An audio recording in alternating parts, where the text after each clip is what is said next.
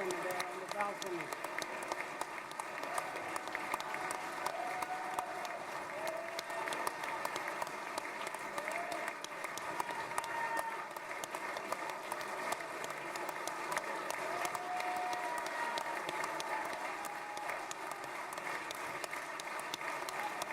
So much they love you.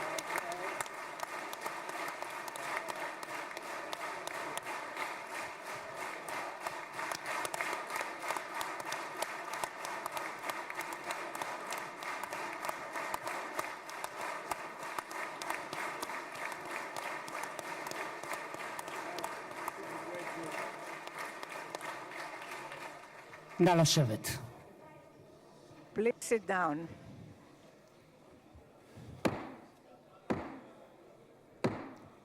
חברות וחברי הכנסת, היום יום שני, כ"א בתשרי התשפ"ו, 13 באוקטובר 2025, ואני מתכבד לפתוח את הישיבה המיוחדת של הכנסת לכבוד נשיא ארצות הברית של אמריקה, מר דונלד ג'יי טראמפ. Of the United States, Mr. Donald J. Trump.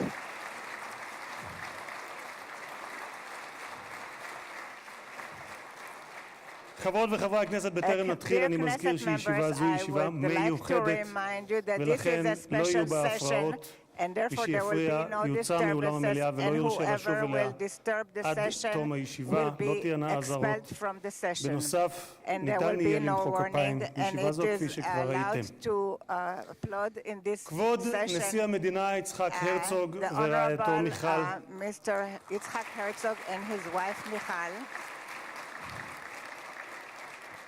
כבוד ראש הממשלה בנימין נתניהו ורעייתו שרה, Benjamin Netanyahu and his spouse Sarah,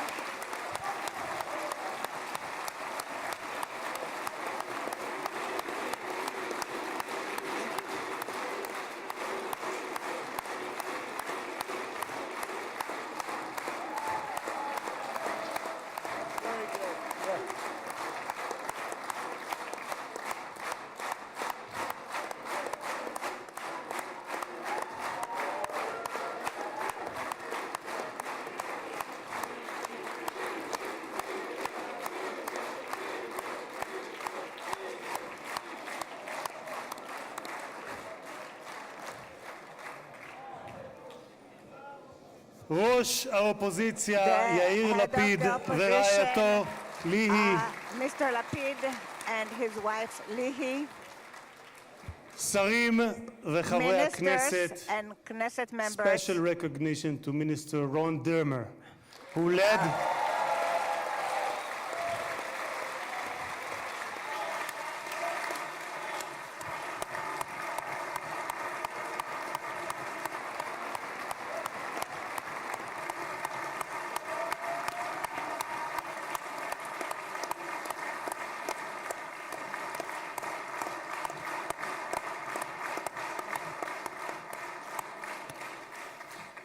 special recognition to Minister Ron Dermer, who led the negotiation team on behalf of Israel.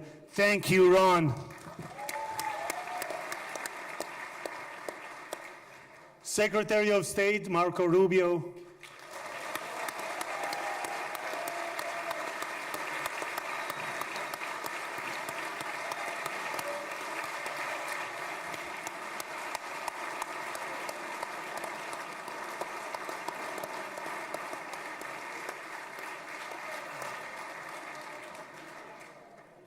Secretary of War Pete Hegseth,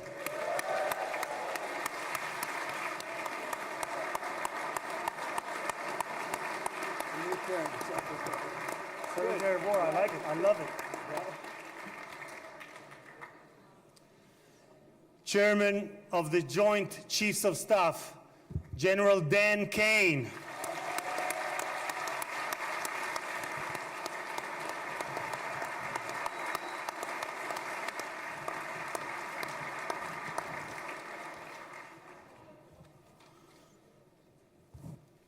two key players, President Trump's special envoy Steve Witkoff, who is here with his partner Lauren,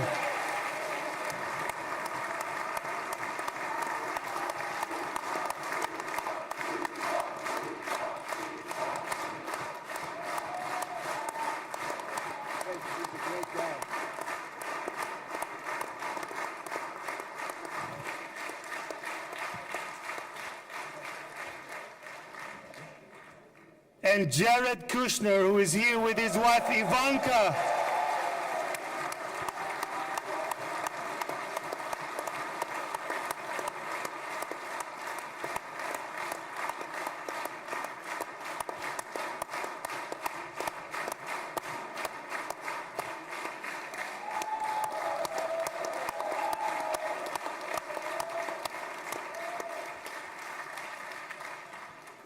Thank you guys for everything that you have done to bring about this day. Ambassador of the United States to Israel, my dear friend and my absolute favorite rock star, Mike Huckabee. Do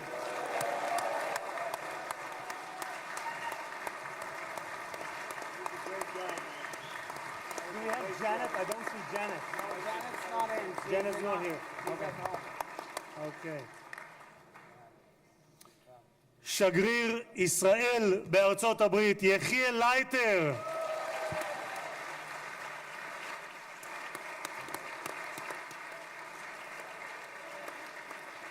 תודה.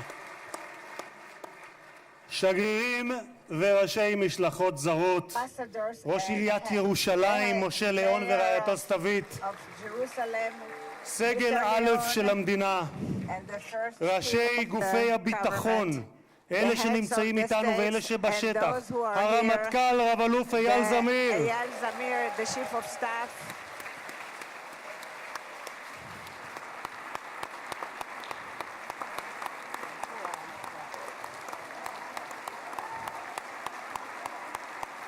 Chief of Staff. המפכ"ל רב ניצב דניאל לוי, the head of the police, Daniel Levy, נציב שירות בתי הסוהר רב the גונדר head of קובי the יעקבי, prisons, Mr. הוא Yacobi. נמצא בשטח, הוא מאלה שנמצאים He's בשטח. one of those who is in נציב הכבאות וההצלה הרב תפסר אייל כספי, Mr. Eyal Kaspi, the head of the fire. ראש המוסד the דוד head ברנע, of the Mossad, Mr. David Barnea.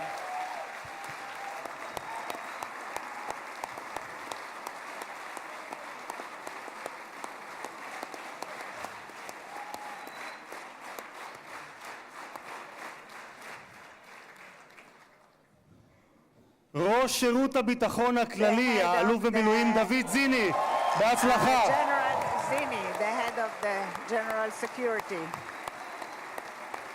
Great success to you.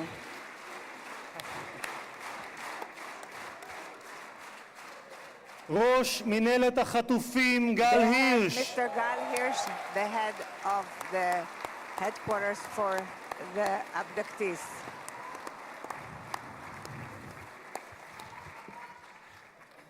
ראשי ערים וראשי Mayors רשויות מקומיות, and the local authorities. מנכ"ל הכנסת שהרים The בשלושה ימים chairman of ביקור the שדרושים לו 3 חודשים who לפחות, brought משה about צ'יקו a אדרי. visit in 3 days, which usually takes 3 months, Mr. Itzik Edry, מזכיר הכנסת עורך הדין דן the מרזוק, secretary of the היועצת Knesset, היועצת המשפטית לכנסת עורכת the הדין legal שגית אפיק, counsel of the Knesset, קצין הכנסת ניצב יובל חן, and the head of the Knesset, חברי הנהלת הכנסת, members of the משפחות חטופים, management of the Knesset, משפחות שכולות, families of the bereaved, families of the abductees.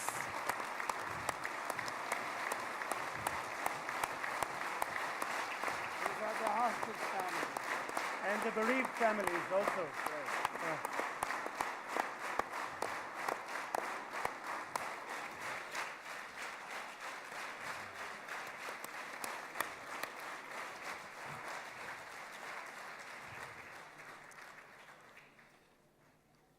סגל א' של המדינה, מכובדים מהארץ ומהעולם, ואני פותר בזאת את הדוברים הבאים יזכו כל המכובדים.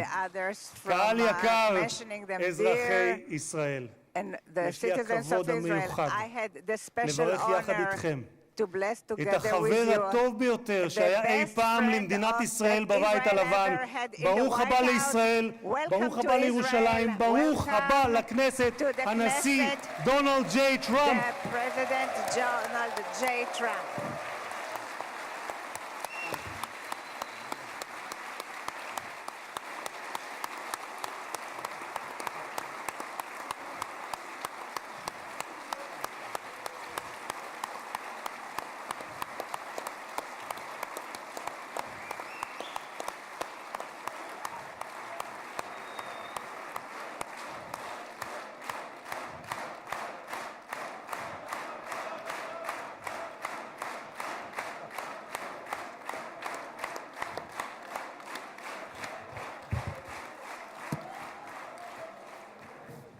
אדוני הנשיא, Mr. President, אני מבקש להודות לך I would like to על thank you שהענקת לכנסת את that הזכות you והכבוד granted the להיות Knesset הפרלמנט the הראשון honor מחוץ לארצות הברית that it is the שאתה first מבקר בו parliament בכהונתך that you הנוכחית. are visiting in your במסורת present היהודית term. נהוג לברך In ברגעים the ייחודיים Jewish שכאלה. tradition, we are ברוך used to שנתן bless מכבודו you, לבשר the ודם. one תודה who לך, gives הנשיא us the טראמפ. honor. Thank you very much, Mr. President, President Trump.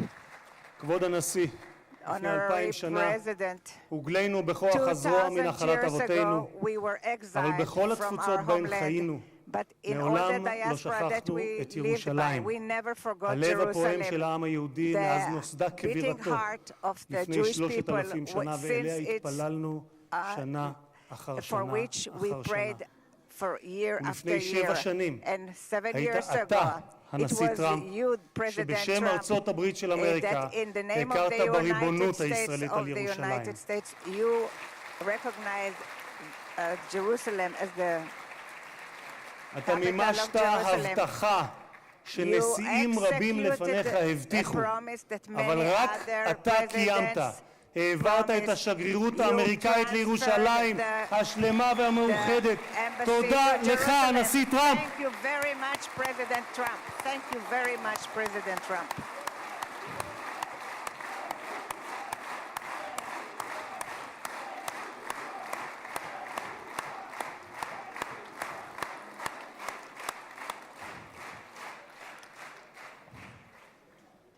משחר הקמתה In the נאלצה dawn מדינת of its ישראל להילחם, establishment, אך תמיד הושיטה את Israel ידה was לשלום. forced to לפני fight, 5 but שנים it always extended הובלת its יחד hand עם to ראש peace. הממשלה נתניהו 7 years את ago, הסכמי you אברהם. led the Abraham זכיתי, Accords, כן, מגיע. and I had the privilege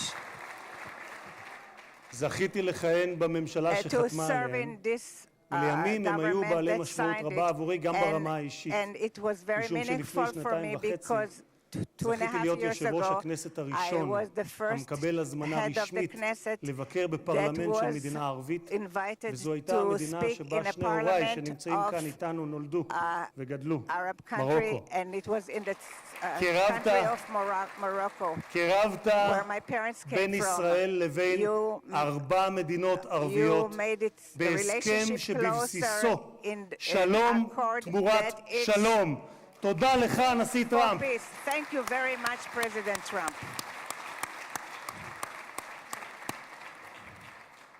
הרבה לפני כהונתך הראשונה, Many years כבר before your first ב-2011, term, already in זיהית את 2011, הסכנה שבאיראן you גרעינית, identified the וכתבת, danger of ואני אומר זאת בשפת המקור nuclear ברשותכם. Iran. Iran's quest of nuclear weapons is a major threat to our nation's national security interests. We can't allow Iran to go nuclear. איום על ארצות הברית משמעו איום על העולם החופשי כולו.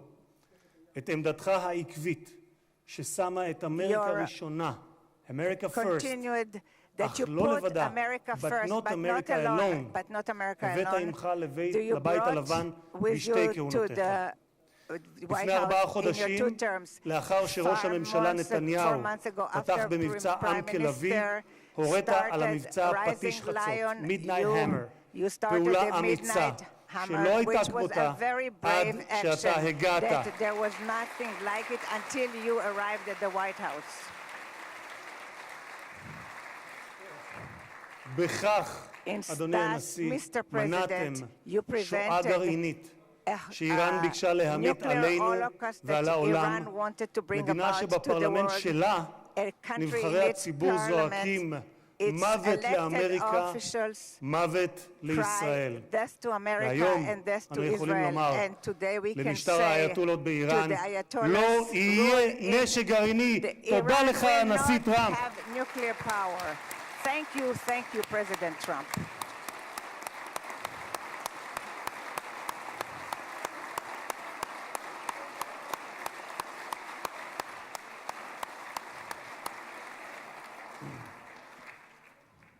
כבוד הנשיא, היום העם Mr. היהודי מציין את President, סיום חג today הסוכות, the ומחר Jewish נציין people את שמחת are תורה. ending the holiday of בשמחת תורה Sukkot, לפני and שנתיים tomorrow לא it will be שמחנו. Simchat Torah, and היה זה היום 2 הקשה years ago in ביותר Simchat שחוותה Torah, מדינת ישראל it was the משחר most הקמתה difficult day for the והעם state of היהודי Israel מאז since its השואה. establishment and for the Jewish people עשרות פעמים since the הגעתי יחד עם Holocaust. מנהיגים זרים Many למקום times I הטבח. came with עם many רבים מהם ישבתי visitors לצפות to the בתיעוד area of the המצולם של slaughter, הזוועות שאני יודע and שגם I אתה saw the ראית. horrors. שבועות ספורים And לאחר ה-7 few באוקטובר weeks after the ליוויתי 7th את of ג'רד October, I ואיוונקה accompanied שהגיעו לכאן Jared and Ivanka לאזורים that who הקשים came to those ביותר. difficult areas. ראינו את מה We שקיווינו, saw what היינו קיבוץ we כפר were in עזה Kfar ברעים, Aza, וראינו את מה and we שקיווינו saw שלא what יחזור עוד we בתולדות hope that we האנושות. will never see מראות again, של פוגרומים, horrible ילדים, sights of נשים, pogroms, קשישים, גברים, children, חיים men and שלווים women, שהיו and the elderly. ואינם עוד.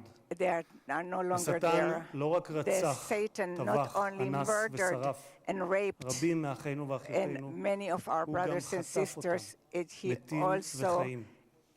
מאז abducted the בני ישראל life נלחמו and את the dead. המלחמה הקשה, And since הארוכה, This וגם has been the הצודקת longest בתולדותיהם. and the most just הפצע הזה war, this של אחינו wound החטופים בשבי of our נותר brothers פתוח ושותת in דם מאז prison ה-7 באוקטובר, כאשר has כל עם been ישראל when all כאב the את כאב nation of החטופים Israel ובני has been משפחותיהם, in התלויים בין pain of תקווה the לייאוש, families בין חיים of the למוות, abducted עד הבוקר הזה. until this morning. במשך שנתיים, For 2 years, במקום בו יושבים האורחים in the ביציע gallery where שמולנו, the כבוד people, הנשיא, the guests are sitting, השקיפו מעלינו תמונות we had החטופים. photos of הבוקר, the hostages. לקראת האירוע But ההיסטורי this הזה, morning, זכינו להוריד towards את this התמונות עם historical day, חזרתם של we החטופים were able to למשפחותיהם. remove אני the אעשה משהו photos, ספונטני, and I אדוני will הנשיא. do את something סיכת החטופים הזאת, spontaneous, and I will מצבעי כחול remove לבן, קיבלתי the pin מצביקה מור, אבא של that I איתן מור. received from אני Tzvika מתכבד Mor. להוריד אותה, כי I לפני am רגע removing דיברתי it עם because a צביקה, minute ago איתן I כבר spoke בידיהם, to והם Tzvika Mor חוגגים את brother, האיחוד and הזה. they are תודה celebrating לך, this הנשיא unification. טראמפ. Thank you so much, President Trump. Thank you so much, President Trump.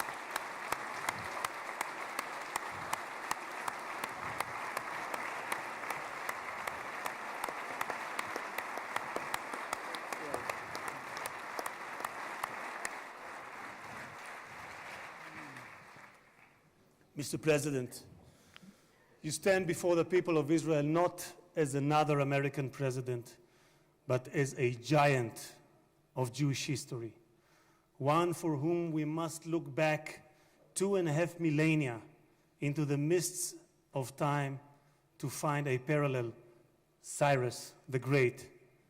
You, President Donald J. Trump, are a colossus who will be enshrined in the pantheon of history. Thousands of years from now, Mr. President, the Jewish people will remember you.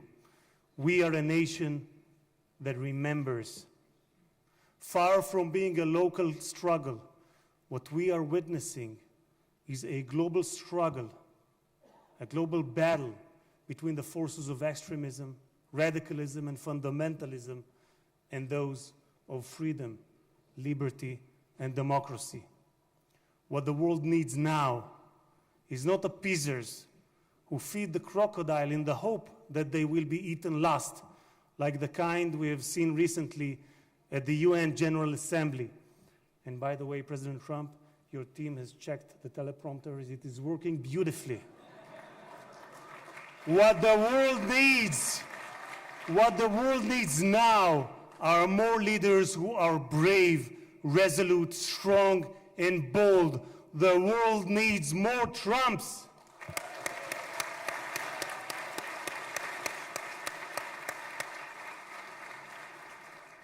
Mr. President, with your permission, I would like to take this moment to address Prime Minister Netanyahu.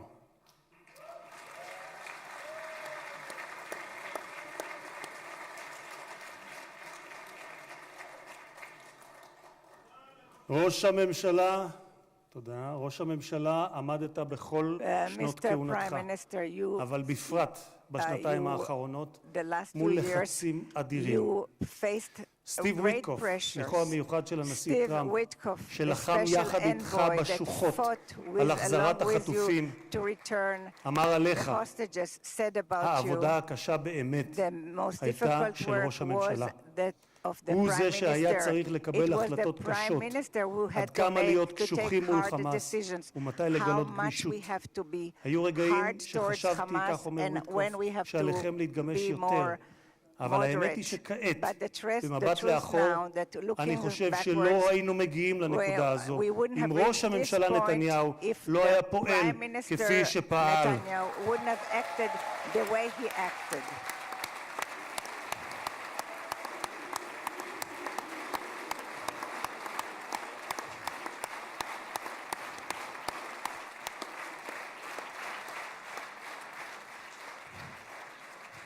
גם הנשיא שלי, Also, ממשיך וויטקוף, גם הנשיא שלי, אתה אדוני, הנשיא טראמפ, מאמין my בכך. president, הוא מאמין Trump, שראש believes הממשלה נתניהו that the קיבל Prime החלטות Minister קשות מאוד, והיו Netanyahu אנשים made פחות אמיצים hard decisions, שלא היו מקבלים and החלטות there were כאלה. people who would have והנה been אנחנו less כאן brave, היום, who wouldn't have made משום these שלחמאס decisions. לא הייתה We ברירה, are here כך today אומר וויטקוף. because הם the נאלצו Hamas להגיע did not have להסכם an הזה. alternative. So הלחץ says היה Witkoff. עצום ולכם The יש pressure צבא was גדול. great, התקדמתם and משמעותית therefore we בשטח, progressed וזה מה immensely, שהוביל and להסכם this הזה. is what כך brought אומר about this השליח agreement. וויטקוף. This is what the envoy Witkoff has stated. אדוני ראש הממשלה, Mr. Prime אתמול, Minister, yesterday, בדרכו לישראל, אמר on הנשיא his טראמפ, way to Israel, שאתה the הוא האיש President הנכון, Trump, that you are בזמן the הנכון. right person ואני at גאה the לומר right כאן, time. And I'm proud to say לעיני העולם, here, in front of the שבזכותך whole world, הגענו that להישגים thanks to הרבים you, שאליהם we הגענו. have- תודה we לך, achieved ראש the הממשלה. great things that we have achieved. Thank you so much,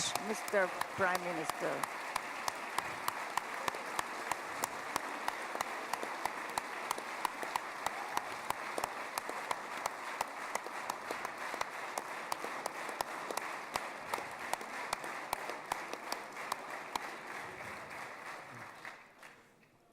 ביום הזה This day, today, נודה מלב האומה and we will thank וממעמקי from the הנפש heart הלאומית the לחיילי heart צה"ל to האמיצים, the brave soldiers of the IDF, of the Israeli Defense Forces,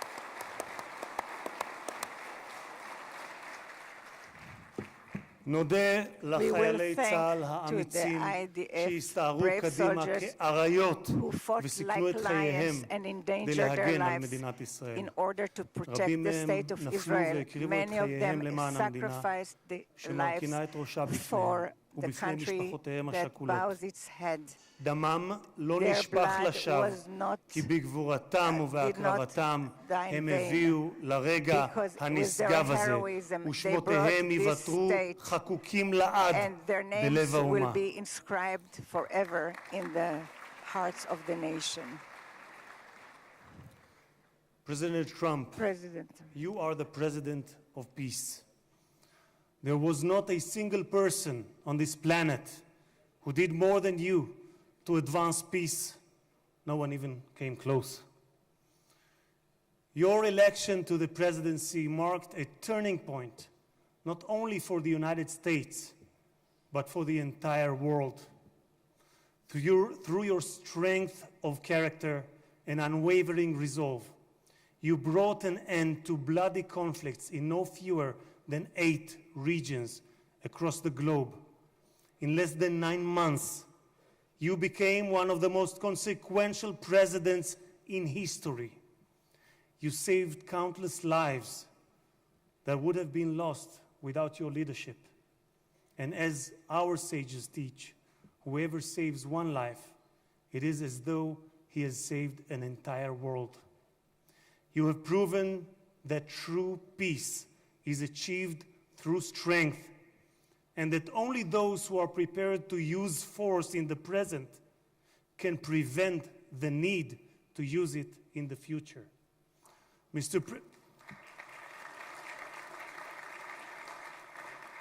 Mr. President, you, more than any other individual, are deserving of the highest recognition for your efforts in promoting peace.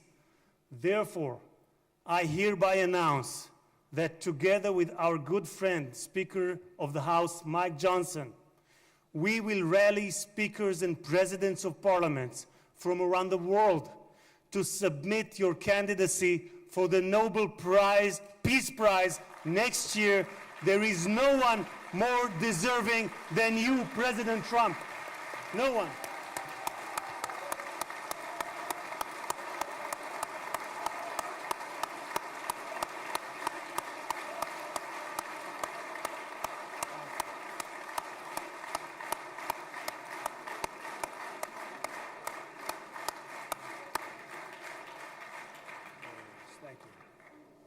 אדוני הנשיא, אנחנו ניצבים בפני ההיסטוריה ברגע נשגב שיחקק לדורות.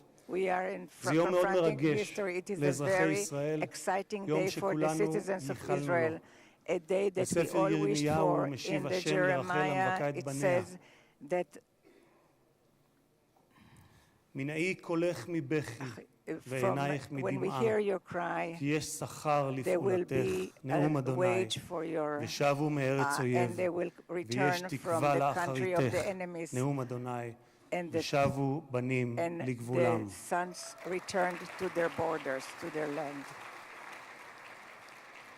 אני מבקש לאחל מכל ליבי החלמה מהירה ושלמה לפצועים ולחטופים השבים. כמה טוב שבאתם הביתה. How happy we are and how good it is that you are back home. הנשיא טראמפ, מי ייתן והעושה שלום במרומיו יברך אותך, נשיא השלום, את ארצך ואזרחיה, את משפחתך וכל היקרים לך, ויעשה שלום עלינו ועליכם. May God bless you, President Trump. May God bless the United States of America. And may God bless the state of Israel. תודה רבה וחג שמח.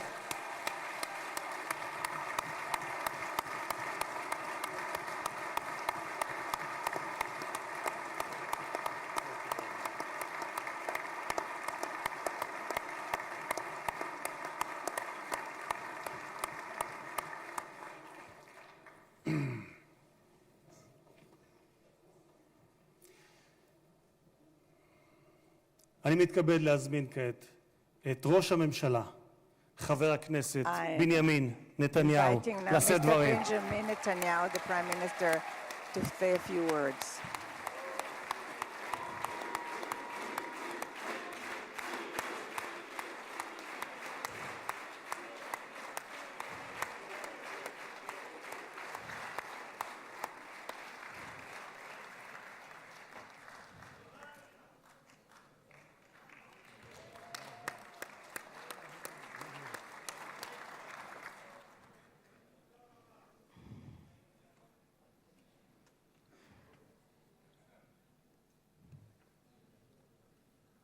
מכובדי הנשיא הרצוג ורעייתו מיכל, President Herzog and his wife Michal, מכובדיי הרבים, and the great honorary guests, ובראשם and headed by ידידנו הגדול, our great friend, נשיא ארצות הברית, the President of the United הנשיא States, דונלד ג'יי טראמפ.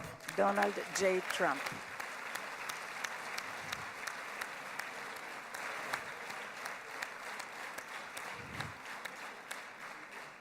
ברוך בואך לירושלים בירתנו הנצחית. ברוך בואך לישראל ביום המרגש הזה שיחקק בתולדות עמנו. וגם אתה הנשיא תחקק בתולדות עמנו. כבר נחקקת בתולדות האנושות, אבל אנחנו, כפי שנאמר, זוכרים את ידידינו, ואנחנו יודעים את חלקך החשוב והמכריע בהחזרת יתרת חטופינו. ביום הזה, שהתבשרנו עכשיו, רק לפני שעה קלה, שכל חטופינו החיים שבו אלינו. איזו התרגשות.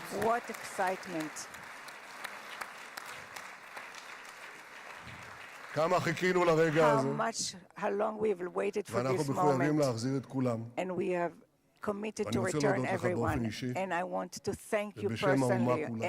and on behalf of the whole תודה לך, nation. הנשיא טראמפ. Thank you, Mr. תודה לך. President Trump. Thank you, Mr. President.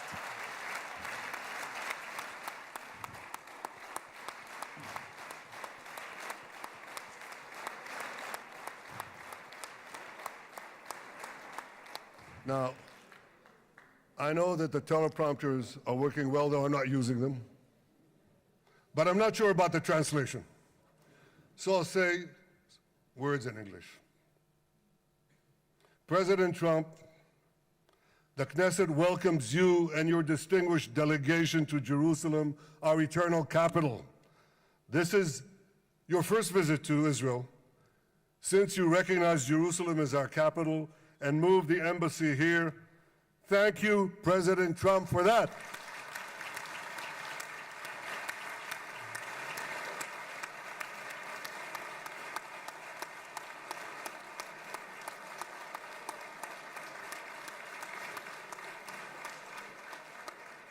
There are many other reasons to thank you since your last visit here. Thank you for recognizing Israeli sovereignty over the Golan Heights.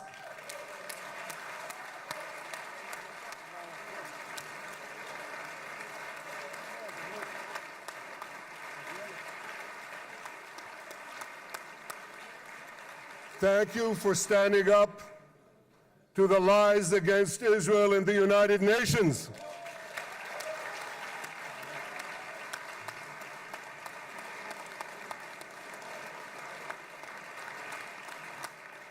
Thank you for recognizing in your 2020 peace plan our rights in Judea and Samaria, the ancestral homeland of the Jewish people.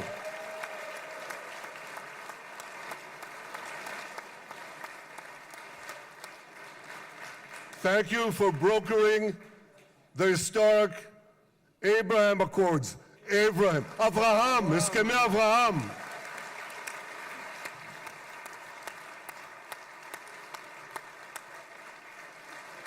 Thank you for withdrawing from the disastrous Iran nuclear deal.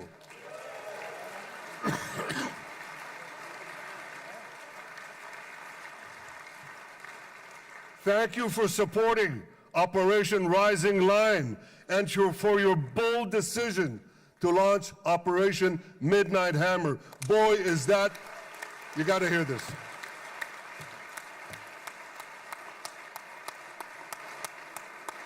This is the most fitting name ever named for a military operation, because a little after midnight, you really hammered them.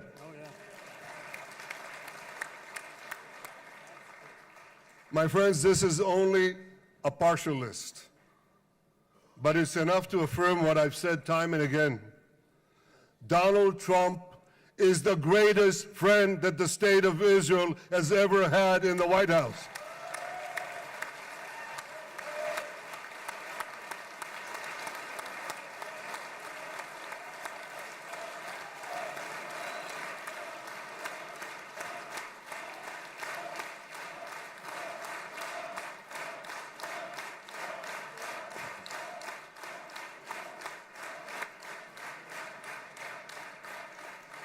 No American president has ever done more for Israel.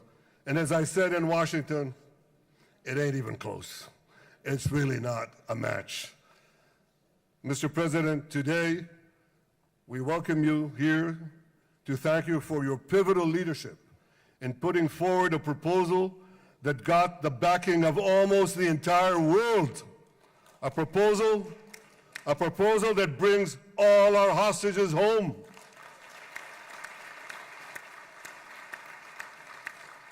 A proposal that ends the war by achieving all our objectives.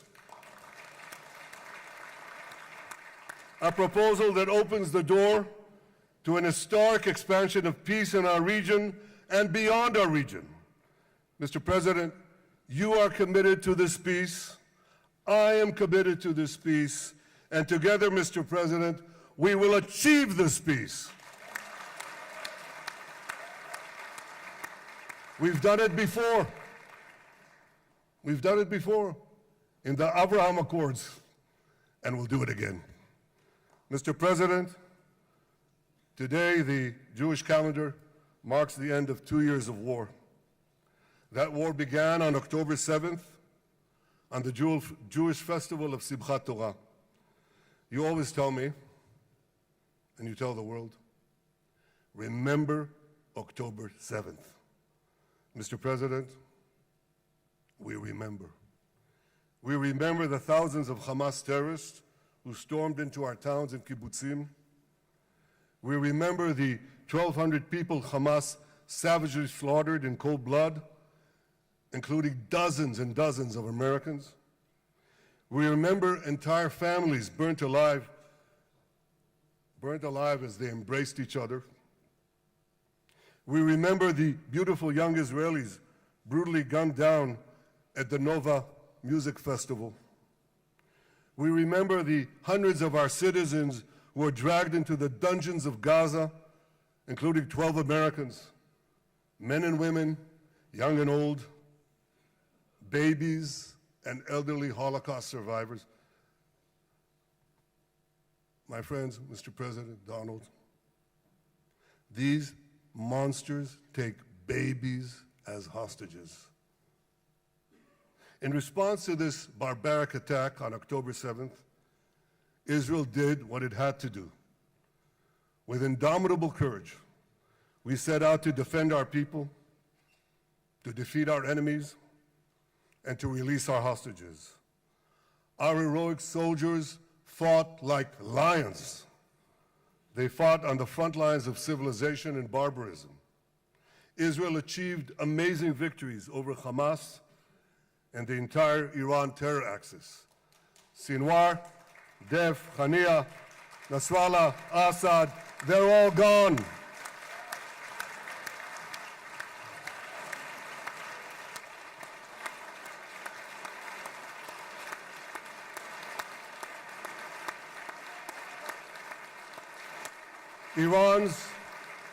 Iran's nuclear weapons and ballistic missile program, with your enormous help, Mr. President, rolled back.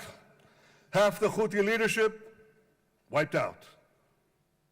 But the price of this victory, the price of these victories, has been heavy. Nearly 2,000 of Israel's finest were lost, nearly half in battle. They left behind parents, spouses, siblings, and children. Their love and laughter, their promise and potential were lost forever.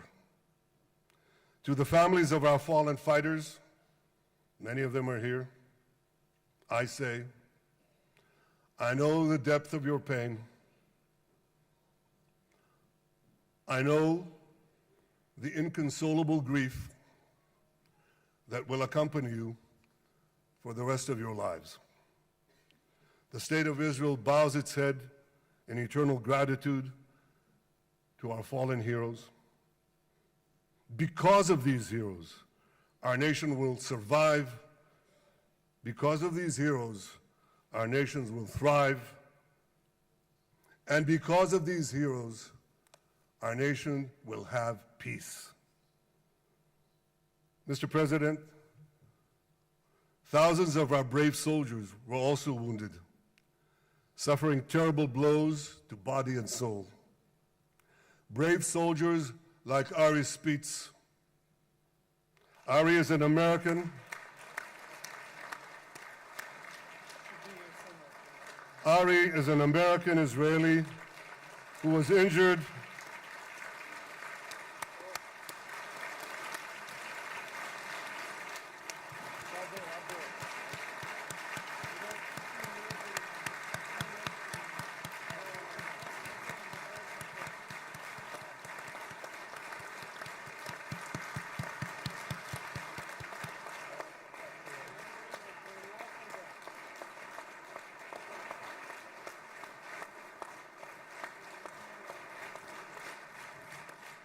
Ari is an American Israeli who was injured in Gaza while searching for Hamas terrorists and weapons. Two of Ari's comrades were killed in this action, and 10 were injured. Ari was presumed dead, but made a miraculous recovery despite losing 3 limbs. Ari, stand up for a minute alone. Stand up. There you go. There. Ari, you are the spirit of Joshua. You are the spirit of David. You are the spirit of the Maccabees. You are the spirit of Israel. I salute you. We all salute you.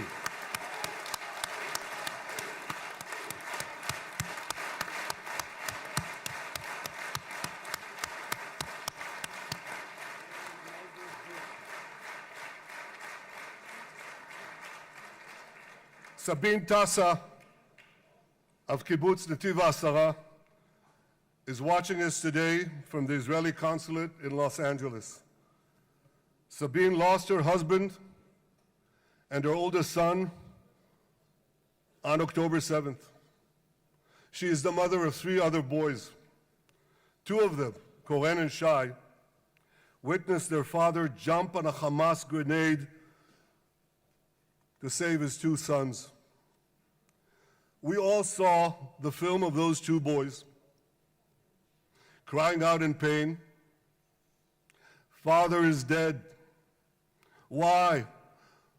Why did God save me?" Mr. President, my friend Donald, I've seen some very tough things in my life.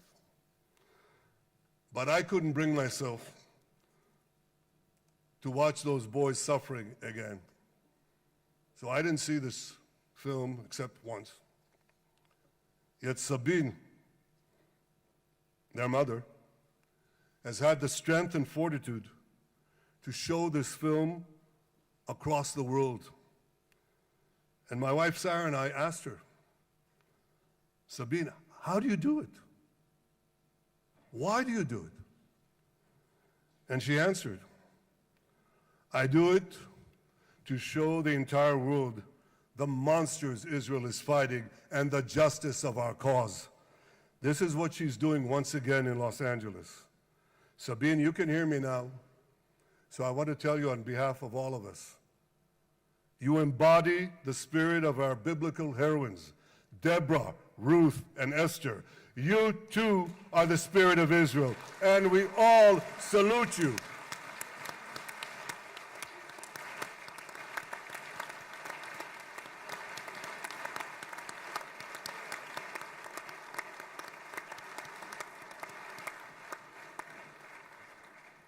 Mr. President, you asked me on our many conversations during the 12-day war with Iran, you asked me, how are the people holding up? And I said to you, our people are strong. Israelis are a nation of lions with unlimited resolve to defend our country and secure our future. The people give strength to our soldiers, and the people give strength to me and to my colleagues. The Jewish people have risen from the ashes time and again, but when we formed the State of Israel and the Army of Israel, we pledged never again would be defenseless against our enemies. And that resolute strength not only assures our survival, it assures our future, it assures peace. We have paid a high price for this war, but our enemies now understand just how powerful and just how determined Israel is. They understand that attacking Israel on October 7th was a catastrophic mistake. They understand that Israel is strong and that Israel is here to stay. And this, Mr. President, is the indispensable foundation of peace. Peace through strength. Ladies and gentlemen, this is a momentous day, a day of great joy as the remaining hostages come home. My wife Sarah and I have met with the hostage families many times. There were no words to describe their agony, only tears of bottomless sorrow and unimaginable pain. At the beginning of the war, I promised to bring all the hostages home. Today, with the indispensable help, the determined and focused help, the unremitting help of President Trump and his team, and with the incredible sacrifice and courage of the soldiers of Israel, we are fulfilling that promise.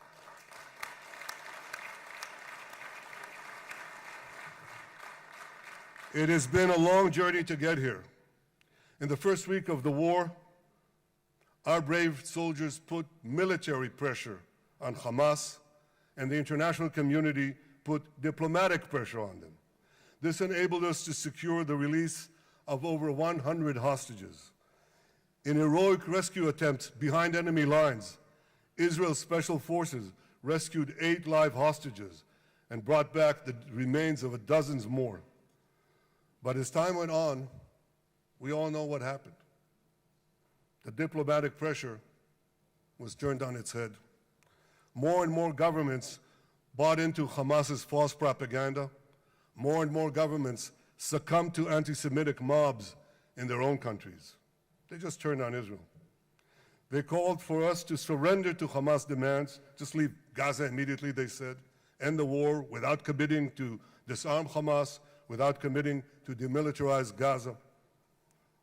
Had Israel succumbed to those demands, not only would Sinwar, Nasrallah, Assad, and Iran's missile and nuclear program remain intact. Not only that, because in no time, the Hamas killers would be back on the border fence, ready to repeat the horrors of October 7th again and again, as they vowed to do. But just at that point of maximum pressure on Israel, a man named Donald J. Trump was elected President of the United States.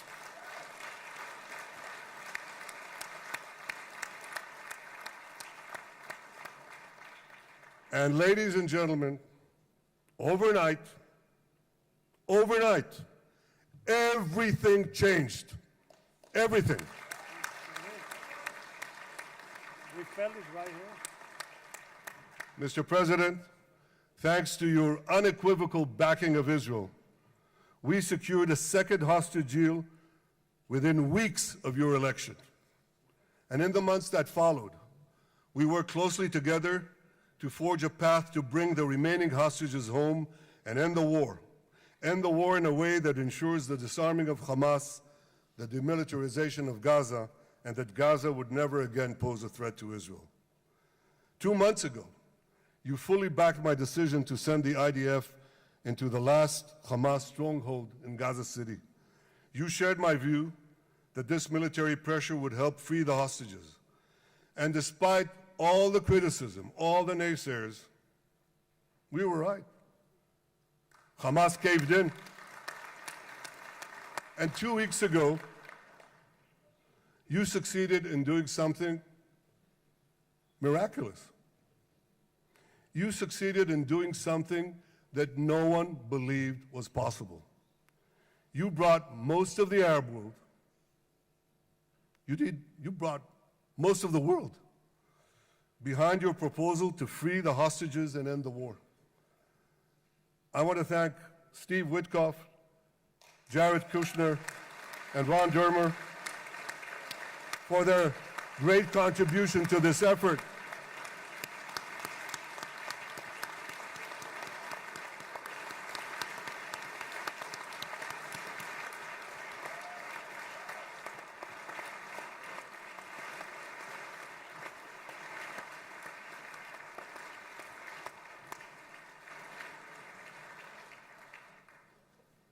And I want to thank our negotiating team. I believe that the close cooperation between the two of us, between our two nations, combining Israel's military pressure and President Trump's unmatched global leadership. I have to tell you, I've seen a lot of American presidents. I've seen them all in the time that I've been here, and I've been here quite a lot of time. I've never seen anyone move the world so quickly, so decisively, so resolutely as our friend President Donald J. Trump.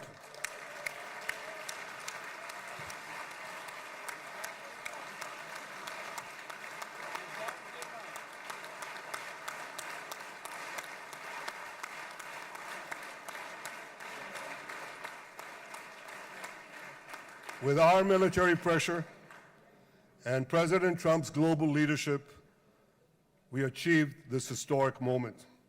It's a moment of indescribable joy as our nation embraces our sons who are coming home. Mr. President, this week, Jews around the world are going to read the book of Ecclesiastes, Kohelet, in the Bible. The Bible has many miraculous moments. One of them was your decision to bomb Fordo. I think it was a pivot of history because it wasn't meant only to bomb Fordo. That action and your previous action of taking out Qasem Soleimani, the architect of death, I think that changed the balance of power in the world. You brought America back again to the driver's seat.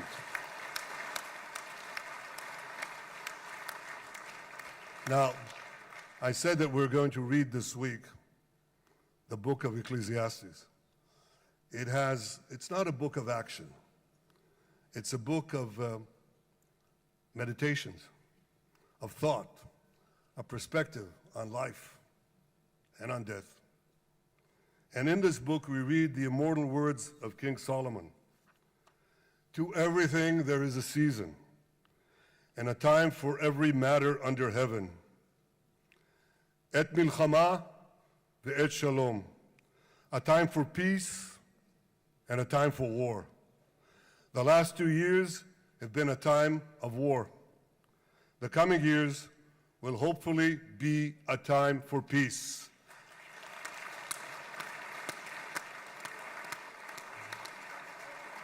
Peace inside Israel and peace outside Israel.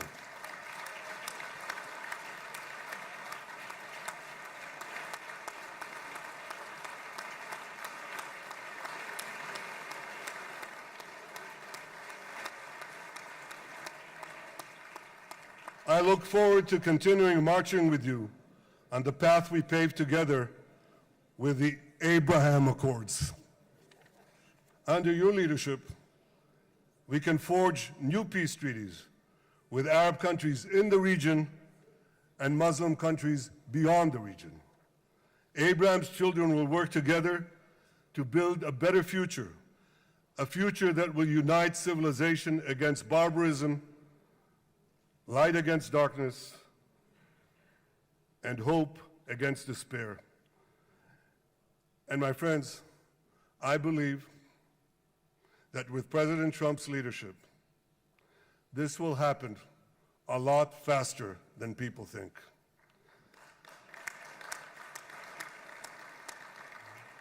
As Prime Minister of Israel, I extend my hand to hold those who seek peace with us.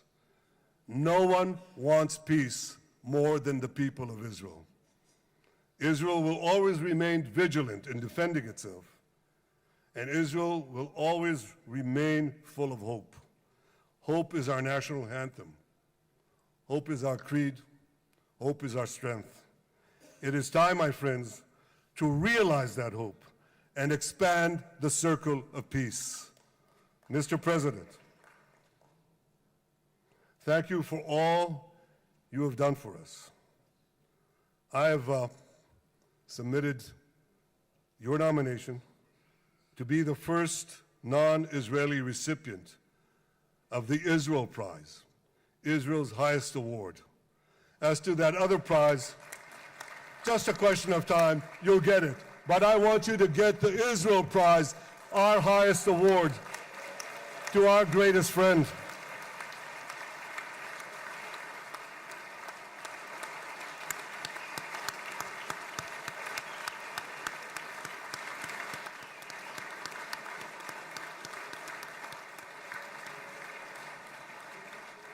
When others were weak, you were strong. When others were fearful, you were bold. When others abandoned us, you stood by our side. On behalf of the government and people of Israel, I thank you for your extraordinary friendship. Thank you for helping bring our hostages home. Thank you for supporting Israel's march to victory. Thank you for paving a path to peace.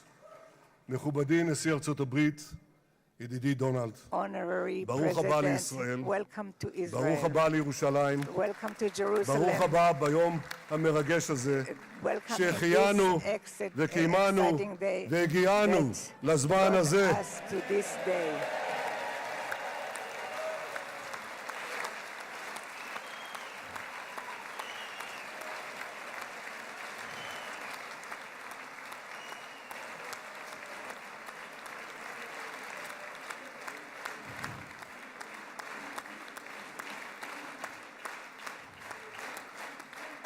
May God bless you and your family, Mr. President. May God bless America. May God bless Israel.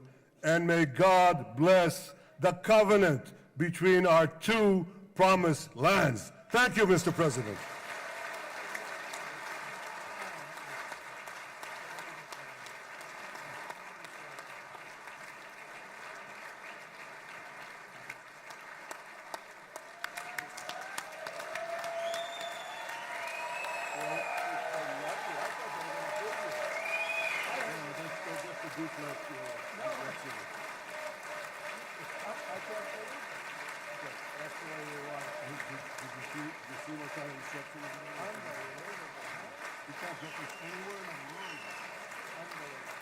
But you'll get it in the morning.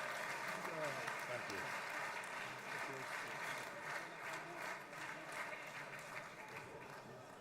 The President. Where? Oh, you're the last speaker.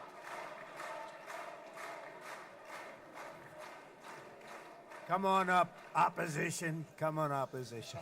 Yeah. Okay.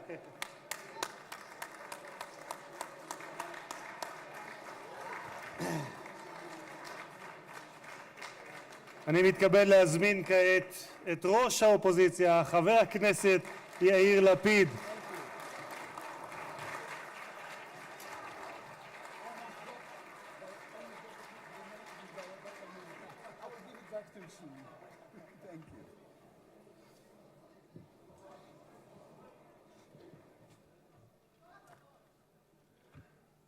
Mr. Speaker, members of Knesset, ministers, President Herzog, Prime Minister Netanyahu, distinguished guests, Your Excellency, President Trump. For 2 years, we waited for this moment. 2 years of sleepless nights, 2 years without air in our lungs. Our eyes are filled with tears today, our hearts are filled with gratitude, our children are coming home.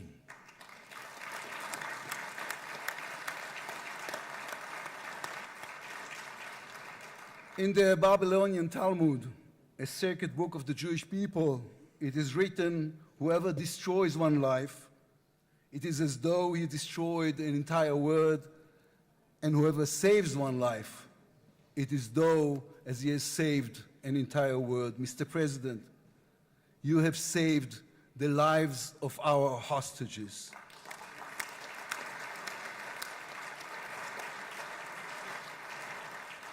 But you saved so much more. You have saved the souls of the bereaved whose loved ones now will be brought home for burial. You have saved thousands of soldiers who will now not fall in battle. And you have saved millions from the horrors of war. You have saved more than one life, and each life is an entire world. This is a historic moment, and a reminder that history is shaped by people. It is shaped by those who know the past, but have the vision to change the future. When you were elected, you declared that you would be the president of peace. You have kept your word. The fact that you were not awarded the Nobel Peace Prize is a grave mistake by the committee. But they will have no choice, Mr. President. They will have to award it to you next year.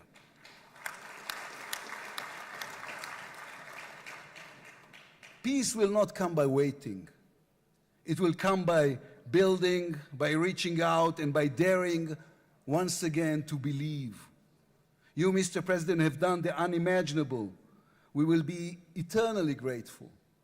But we also need to take responsibility. The destiny of Israel will always be written by the people of Israel. We must now prove ourselves worthy of what has been achieved. From its founding, Israel has said to the world that our strength, our power, rest upon our values. Israel is the strongest country in the Middle East because we are the only democracy in the Middle East.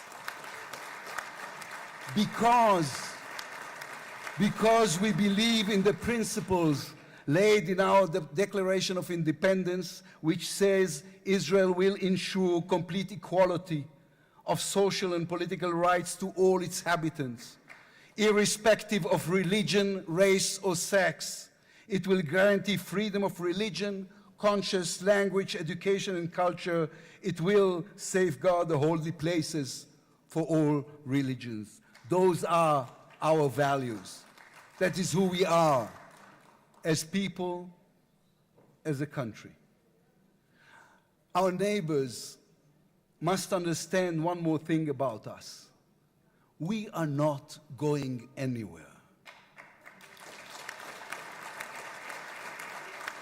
The Middle East is our home. We are here to stay. Our story did not end in the Bible. It began there. It continues in our laboratories and universities, in our innovation hubs. Hamas, Hezbollah, Iran, and the Houthis, they all read the wrong intelligence reports. The real intelligence report on Israel's intentions is found in the book of Genesis. And I will give you and your descendants after you the land of Canaan for an everlasting possession. We call upon the nations of the Islamic world and all our neighbors, Saudi Arabia, Syria, others. We are here to stay. We can do great things together. Come and talk to us. Mr. President, you are the one who can make it happen as you did with the historic Abraham Accords. Then too, no one believed it was possible. Then too, you imposed your vision on everyone. While others spoke of difficulties, you created opportunity. You can be the one to bring the next wave of peace. The people of Israel support this. They want this. We are ready. And you can later today in Egypt with your unbelievably talented team, my friends Steve Witkoff, Jared Kushner, Marco Rubio, Pete Hegseth, forge a regional alliance that will change not only the Middle East, but the entire world. After 2 years of war, the peoples of this region should look around and ask themselves, whose situation is better? Those who chose the path of peace or those who chose the path of war? Those who invested in their people, in the education of their children, in science and education and technology, or those who invested in hate and in violence? From here I say to all those who demonstrated against Israel these past 2 years, on the streets of London and Rome, in Paris and in Columbia University. I do not represent the government. As you know, I am the leader of the opposition. And I tell you, then, you were deceived. You were deceived. Propaganda experts, funded by terror money, manipulated you. Now that the war has stopped, you have time and a chance to go and learn the facts. The truth is, there was no genocide, no intentional starvation.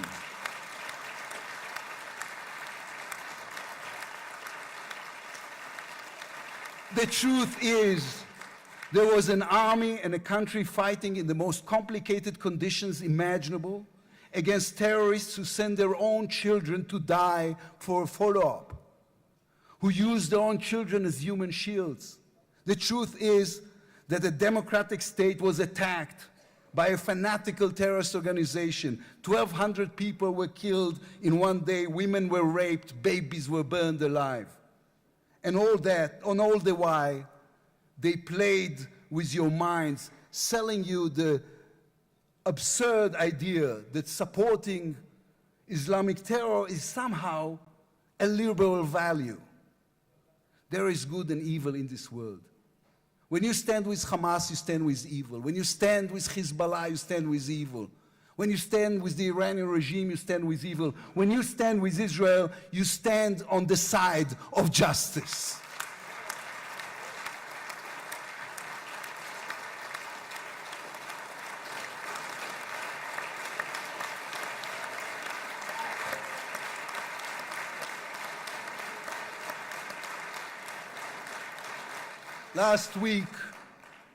Last week I attended the 7th October memorial ceremony. An inspirational woman called Galit Dan spoke on stage. Galit had a daughter, Noya, a 13-year-old girl who was autistic like my daughter. And Noya was full of light. She loved Harry Potter. On that dark day, Noya was sleeping at her grandmother's, Carmela's house in Kibbutz Nir Oz. Carmela was 80 years old. Their bodies, grandmother and granddaughter, were found embraced. They were murdered together. On stage at the ceremony, Galit said a sentence that moved us all. "We don't want revenge," she said. "We want redemption." Today, the redemption begins. Israel has endured 2 terrible years on the battlefield and in the international arena. But in those 2 years, we also rediscovered our own greatness. We remember how good we can be, our pilots who took control of the skies over Iran, our industries leading the world in technology, our civil society, which reached out to help every victim of the war. We will move forward toward a different future. Our heroic soldiers who saved us all will fold away their uniforms and rise as teachers and engineers, scientists and innovators, investors and small business owners. We will never be able to repay the debt to those who sacrificed everything these past years, to those who, as President Lincoln said, gave the last full measure of devotion. We can only be worthy of them, worthy of their sacrifice. Mr. President, allow me to speak also to the businessman in you, the deal maker who understands value. If there were one stock in the world I would invest in today, it is the State of Israel. If there were one nation that deserves unrestricted access to GPU chips, to AI and SMR technologies, to American markets, it is the State of Israel. Israel's future is intertwined with our eternal alliance, our strategic and moral covenant with our greatest friends, the United States of America. This war is over. We will always need to stay vigilant, to guard against those who seek our destruction. But the State of Israel is about to reinvent itself. The challenges ahead demand not only strength, but a new vision. It's time to take a new path, to be a nation that is advanced and thriving and peace-seeking. We have waited for this moment, for the end of the war, for the return of the hostages, for the chance to rechannel our grief and loss into the energy needed to rebuild our nation. Thanks to you, Mr. President. Thanks to our soldiers, our lions. Thanks to the millions of great Israeli patriots who filled the streets and the square and never, not for one moment, gave up on the hostages.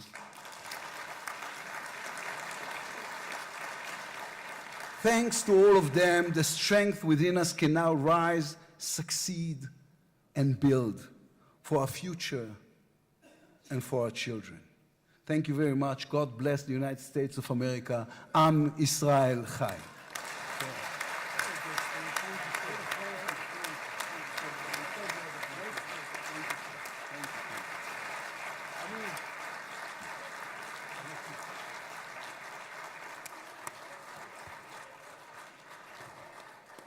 אני מודה לראש האופוזיציה, I would like to thank the head of the opposition. members of the Knesset.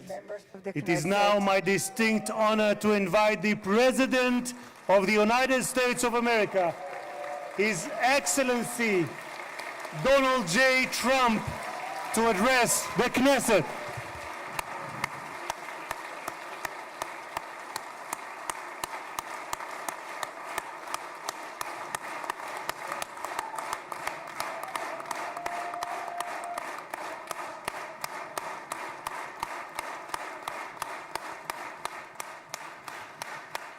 Thank you very much. Thank you.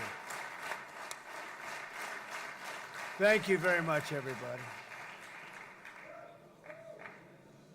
It's a great honor. Nice place. Very nice place.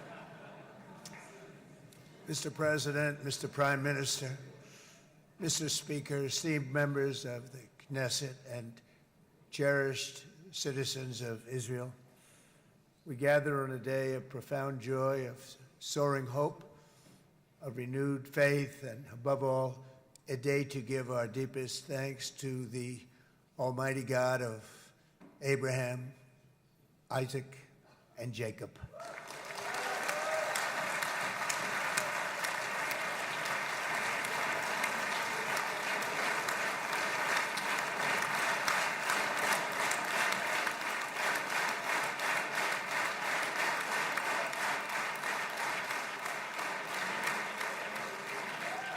After 2 harrowing years in darkness and captivity, 20 courageous hostages are returning to the glorious embrace of their families, and it is glorious. 28 more precious loved ones are coming home at last to rest in this sacred soil for all of time. And after so many years of unceasing war and endless danger, today the skies are calm, the guns are silent, the sirens are still, and the sun rises on a holy land that is finally at peace, a land and a region that will live, God willing, in peace for all eternity.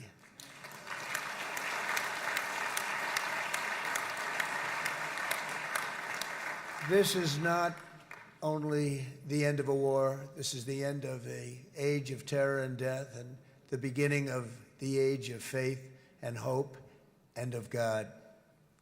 It's the start of a grand concord and lasting harmony for Israel and all the nations of what will soon be a truly magnificent region. I believe that so strongly. This is the historic dawn of a new Middle East. I want to express my gratitude to a man of exceptional courage and patriotism, whose partnership did so much to make this momentous day possible. You know who I'm talking about. There's only one, Prime Minister Benjamin Netanyahu. Bibi, please stand up.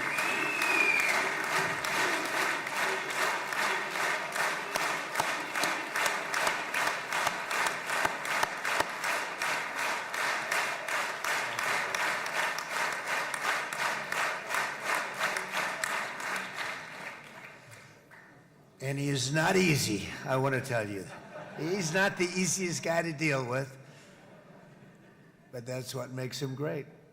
That's what makes him great.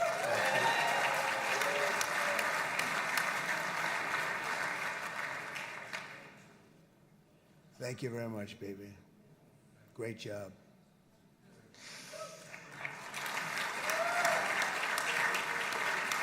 And let me also convey my tremendous appreciation for all of the nations of the Arab and Muslim world that came together to press Hamas to set the hostages free and to send them home. We had a lot of help. We had a lot of help from a lot of people that you wouldn't suspect, and I want to thank them very much for that. It's an incredible triumph for Israel and the world to have all of these nations working together as partners in peace. And it's pretty unusual for you to see that, but it happened in this case. This was a very unusual point in time, a brilliant point in time. Generations from now, this will be remembered as the moment that everything began to change, and change very much for the better. Like the USA right now, it will be the golden age of Israel and the golden age of the Middle East. It's going to work together. I'd like to thank several great American patriots for their invaluable help in getting something done that almost everyone thought was absolutely impossible. We were wasting our time. So many people said, "You're just wasting your time." But we weren't, because we had talented people working with us, and we had people that loved your country, and frankly, people that loved the region. They loved the Middle East. I want to thank my friend Steve Witkoff.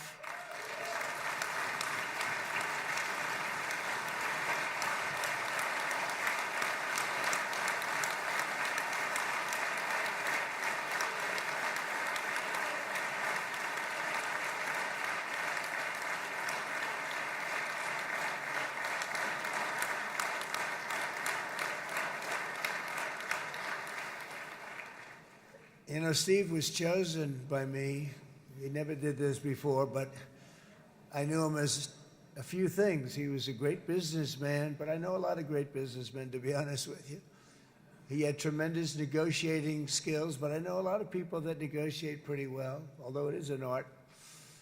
But there are people that can negotiate pretty well. But most importantly with Steve, he's just a great guy. Everybody loved him. Everybody. I mean, I know some negotiators that are so good, but you wouldn't have had peace in the Middle East. It would be in World War III right now with some of these guys. Everybody loves Steve, and they respect him, and they somehow can relate to him. I've known him for many years, and I've seen it over and over again. להוציא את חבר הכנסת עודה, להוציא אותו מהאולם, להוציא אותו מיד, החוצה, החוצה. Please expel this Knesset member. Please expel this Knesset member. להוציא גם את חבר הכנסת כסיף. להוציא את חבר הכנסת כסיף מהאולם. Expel Knesset member Kasif out of the hall. Please expel him immediately.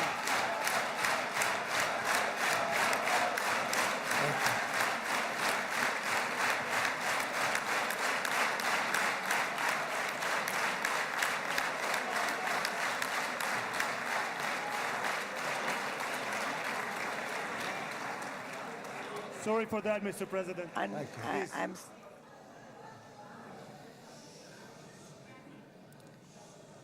That was very efficient.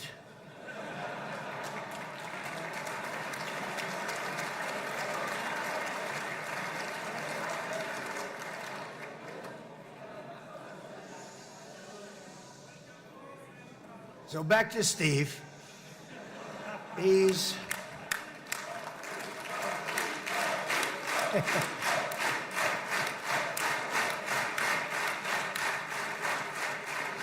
But I tell one story because he was so involved, and then we called in Jared. We need that brain on occasion. We got to get Jared in here. We got to get a certain group of people. But Steve started this all by himself. I call him Henry Kissinger, who doesn't leak, okay?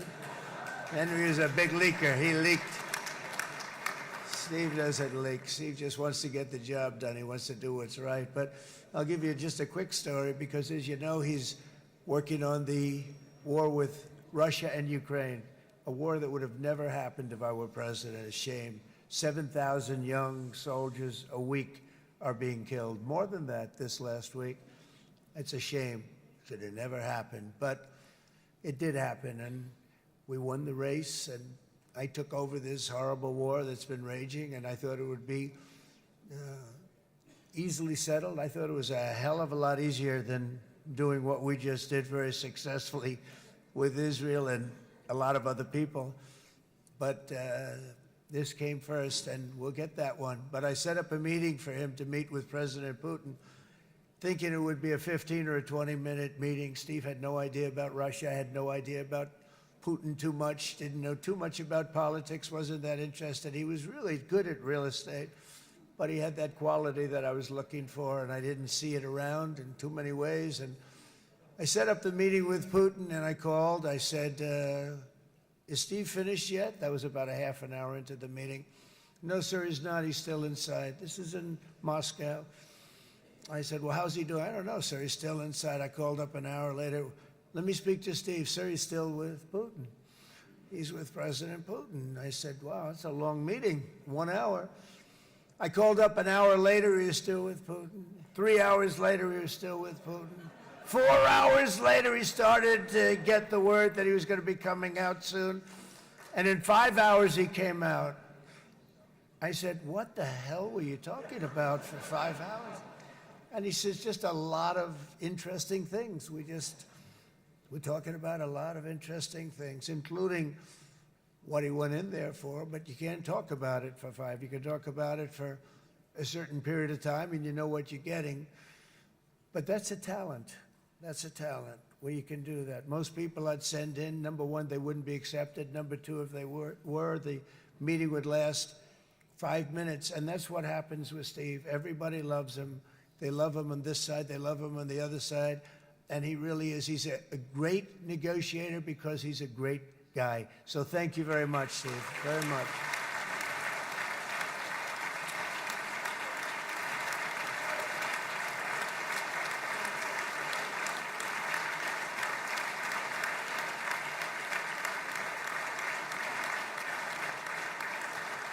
And let me also give a very special thanks to someone who truly loves Israel. In fact, loves it so much that my daughter converted. My daughter converted. I didn't know this was going to happen. And Ivanka's here.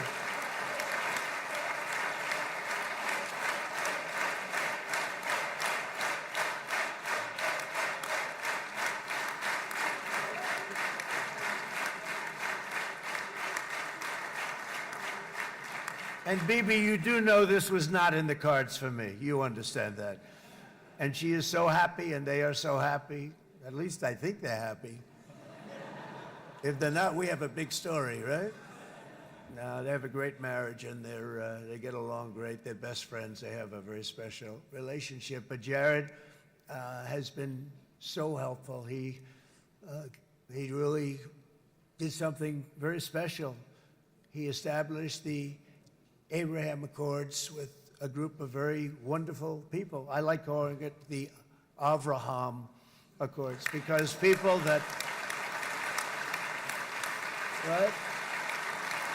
Avraham. It's so cool. It's so much sort of nicer, you know?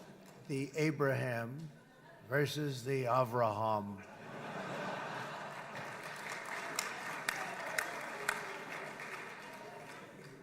I just don't want to sound too sanctimonious when I do it, so, you know, I sort of split it up. This way we keep everybody happy. But we have some very great talent, and they have no excuses for anything that's taken place, because we had some unbelievably good people working on this. And then you're going to add a man named Marco Rubio, who is also here. That's right.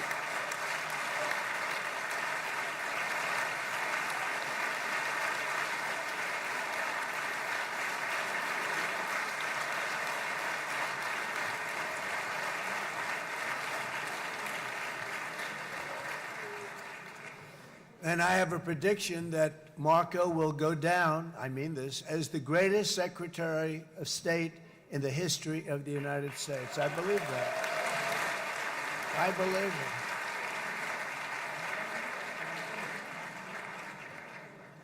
it. And he and I, you know, we really fought it out. You remember, he was tough. He was nasty. Who the hell thought this was going to happen, Marco, right? And now I'm saying he's going to go down as the greatest. He will. He was always smart and sharp, and people respect him. And then we have somebody who's young, but an unbelievable leader. I saw it a long time ago, and he's turned out to be even better than we thought. Right, Susie? I think even better. And that's Pete Hegseth, who is our Secretary of War, formerly Secretary of Defense.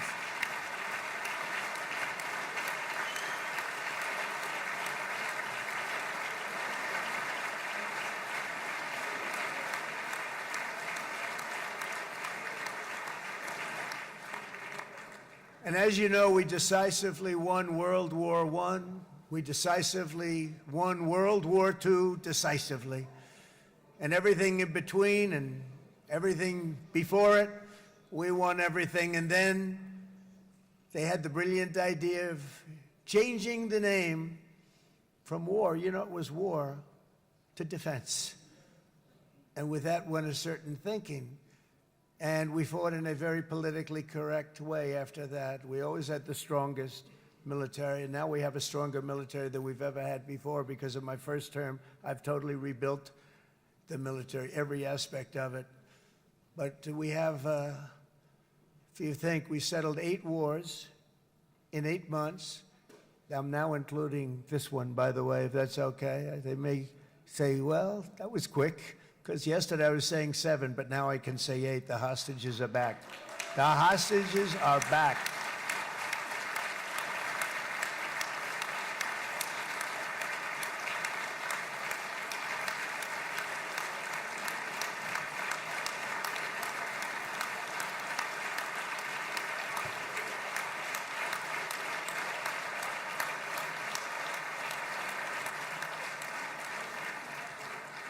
It is a good feeling. Isn't that nice to say? You know, I just said the hostage, first time I said the hostages are back. It feels so good to say it. But when you settle 8 wars in 8 months, that means you don't like war.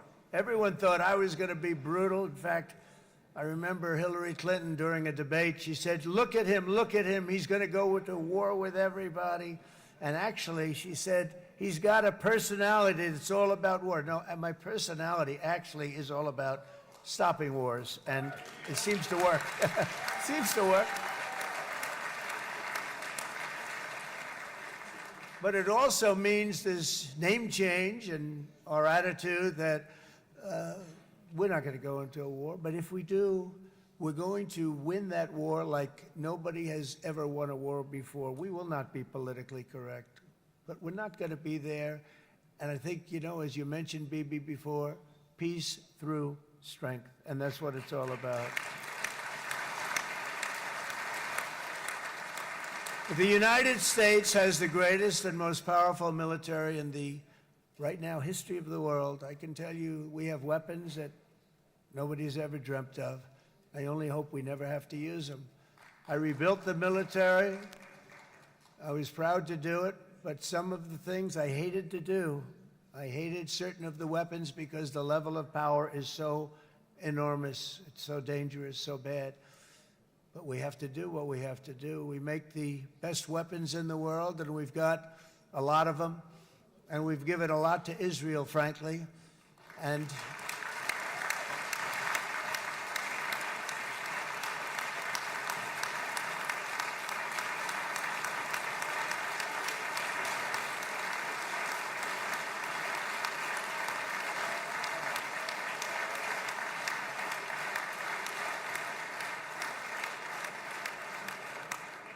I mean, Bibi would call me so many times, can you get me this weapon, that weapon, that weapon? Some of them I never heard of, Bibi, and I made them. But we'd get them here, wouldn't we? Huh? And they are the best. They are the best. But you used them well. It also takes people that know how to use them. And you obviously used them very well. but so many that Israel became strong and powerful, which ultimately led to peace. That's what led to peace. So as we celebrate today, let us remember how this nightmare of depravity and death all began. 2 years ago, on the eve of the Simchat Torah holiday, thousands of innocent Israeli civilians were attacked by terrorists, and one of the most evil and heinous desecrations of innocent life the world has ever seen, the worst slaughter of Jews since the Holocaust. The cruelty of October 7th struck to the core of humanity itself. Nobody could believe what they were witnessing. The United States of America grieved alongside you, and we mourned for our own citizens who were so viciously taken that day. And to all the families whose lives were forever changed by the atrocities of that day, and all of the people of Israel, please know that America joins you in those two everlasting vows: never forget and never again.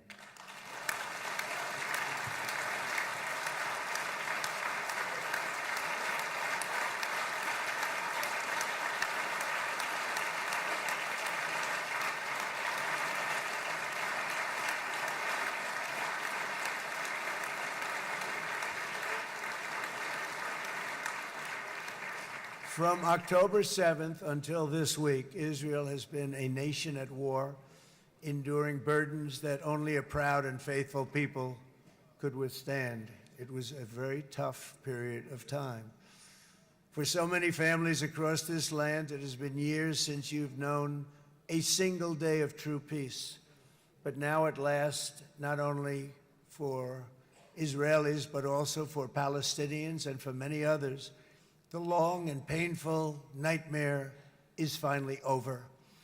And as the dust settles, the smoke fades, the debris is removed, and the ashes cleaned from the air, the day that breaks on a region transformed, and a beautiful and much brighter future appears suddenly within your reach. This is now a very exciting time for Israel and for the entire Middle East, because all across the Middle East, the forces of chaos, terror, and ruin that have plagued the region for decades now stand weakened, isolated, and totally defeated. A new coalition of proud and responsible nations is emerging, and because of us, the enemies of all civilization are in retreat. Thanks to the bravery and incredible skill of the Israeli Defense Forces and Operation Rising Lion,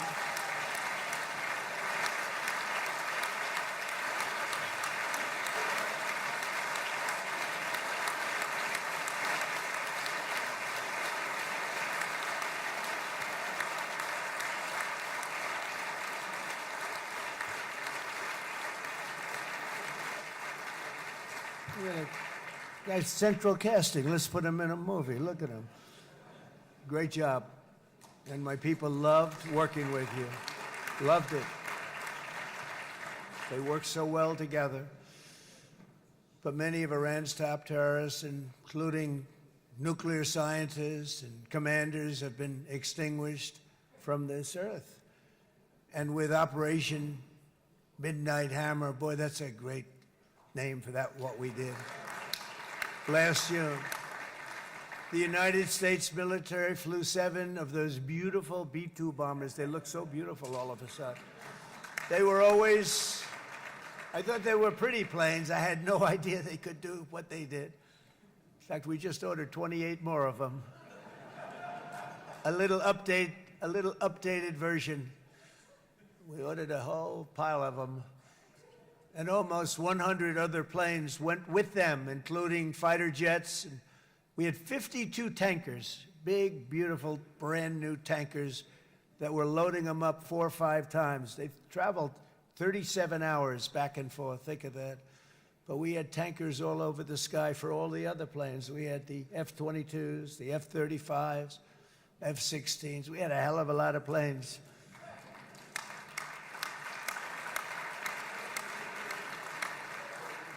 So we had 52 gas stations in the sky. That's what they call them. I'll tell you, I wouldn't want to be flying one of them. We have our great General Raisin Cain right here. General, stand up. This guy, what a general. Thank you.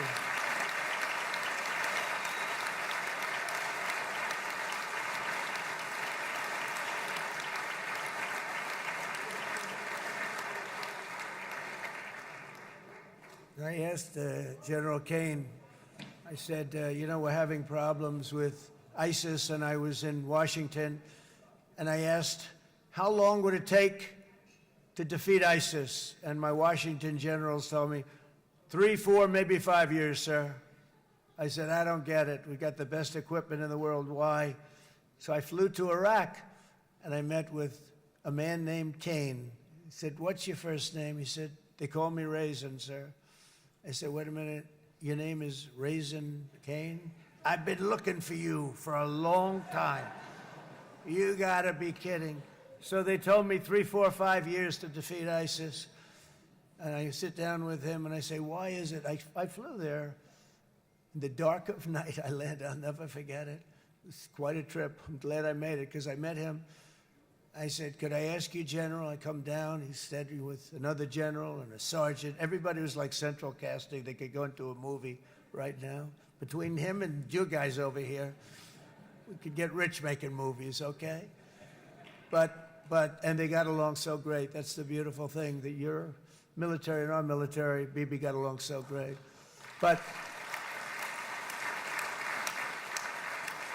I was told by the television generals in Washington, we have the best equipment in the world. Why is it taking so long? And they said, 4 years. I said, so let me ask you, Raisin, how long would it take you to defeat ISIS? Sir, we can do it in 3 weeks, but you'll probably have some time left over. I said, you gotta be kidding. What the hell are you talking about? They said 4 years. I said, well, sir, look, it's not my place to say, but you're asking me the question. What you have to do is you hit him from the west, you hit him from the north, you hit him from the south, you hit him above, you hit him below. I said, so why didn't they do it? And he didn't want to speak badly of his superiors, which is hard to believe they were his superiors. It should have been the other way around a long time ago, because he's the one that did Operation Hammer. It was flawless. It was flawless. It was absolutely flawless. And I said, so you really think you can do it in 4 weeks? Yes, sir, 100%. You have to do it differently than they were doing it. They were using one base, and it was hundreds of miles away. And he says, we have all these portable bases all over the Middle East. And they didn't want to use them because they didn't want to offend the country where the portable, they wouldn't have even known what the hell the planes were going up, right? They wouldn't have known, but he said, no, they didn't want to defend anybody, offend anybody, but we can do it in 4 weeks. I said, you sure about that? I'm going to call you back. I'll call you back on Monday. I'm going back to Washington.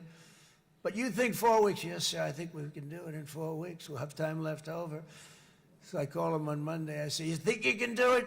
4 weeks. I said, go ahead and do it. He did it. I'll tell you, he did it in 4 weeks, less than 4 weeks. So, General, stand up, please. Again, this is a real general. This is not a television general. He doesn't want to go on television.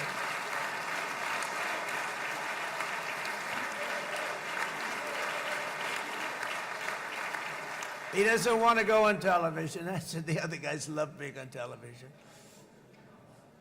So we dropped 14 bombs on Iran's key nuclear facilities, totally, as I said originally, obliterating them. And that's been confirmed, and everybody understands it. Together we stopped the #1 state sponsor of terror from obtaining the world's most dangerous weapons.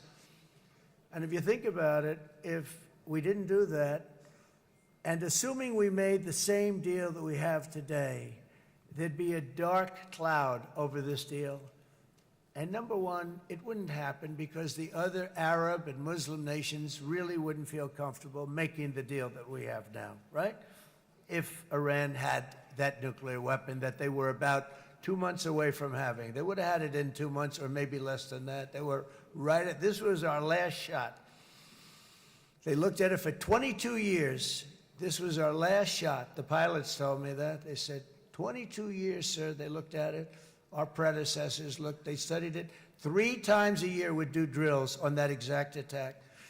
And boy, did they get it right. But let's assume they didn't, and let's assume there was large-scale nuclear weapons in the hands of Iran.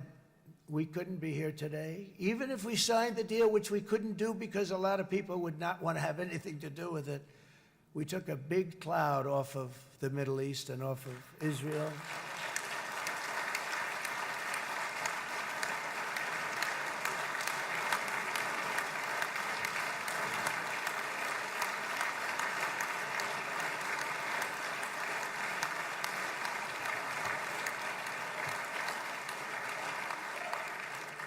And it was my honor to help.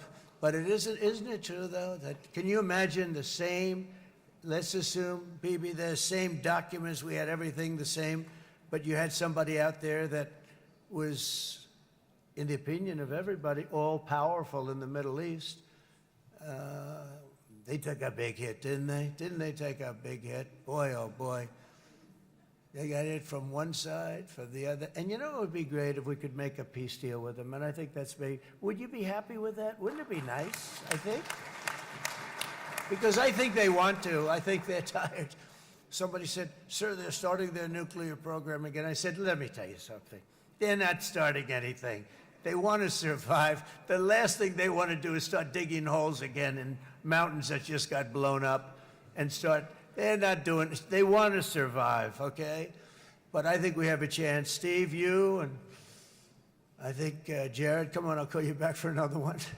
We always bring Jared when we want to get that deal closed. We bring Jared, but Steve, you and Jared and the General and Pete and Marco, you'll get that deal done easy. I think that'll be easy. But first we have to get Russia done. We got to get that one done. If you don't mind, Steve, let's focus on Russia first, all right?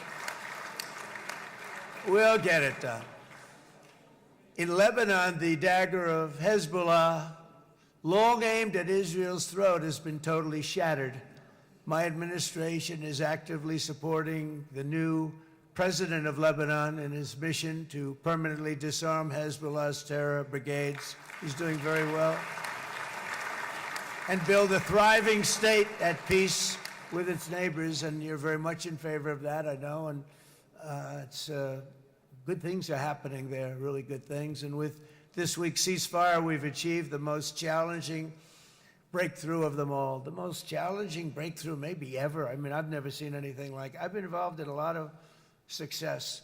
I have never seen anything like what's going on today all over the world. People are dancing in the streets, not just in Israel. They're dancing in the streets of countries that would have never danced in the street about what's happening today. They're dancing in those streets. So this long and difficult war has now ended. You know, some people say 3,000 years, some people say 500 years, whatever it is. It's the granddaddy of them all. And in an unprecedented achievement, virtually the entire region has endorsed the plan that Gaza will be immediately demilitarized, that Hamas will be disarmed, and Israel's security will no longer be threatened in any way, shape, or form.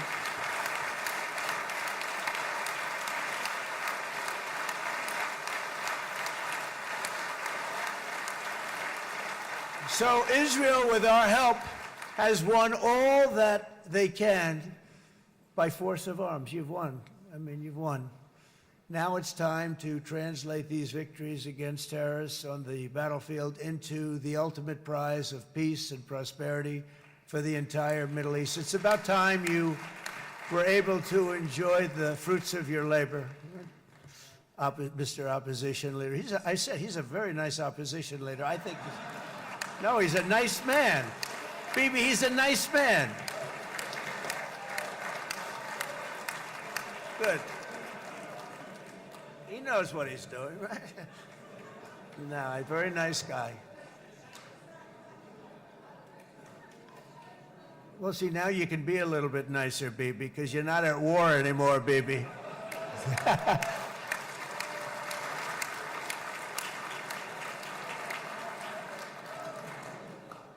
But only by embracing the opportunities of this moment can we achieve our goal of ensuring that the horrors of recent years will never happen again. You don't want to have to go through this again.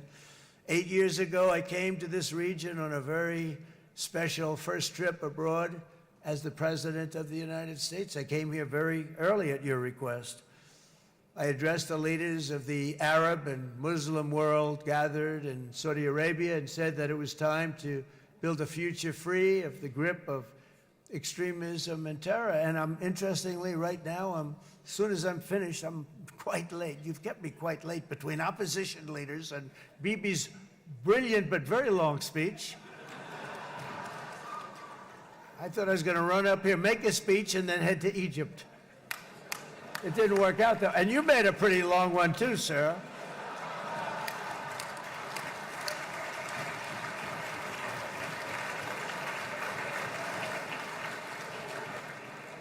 But I liked what you all said. It could be worse. Supposing on top of it, I didn't like what you said. That would be no good, Ron, would it? Ron, you did a great job, by the way, Ron.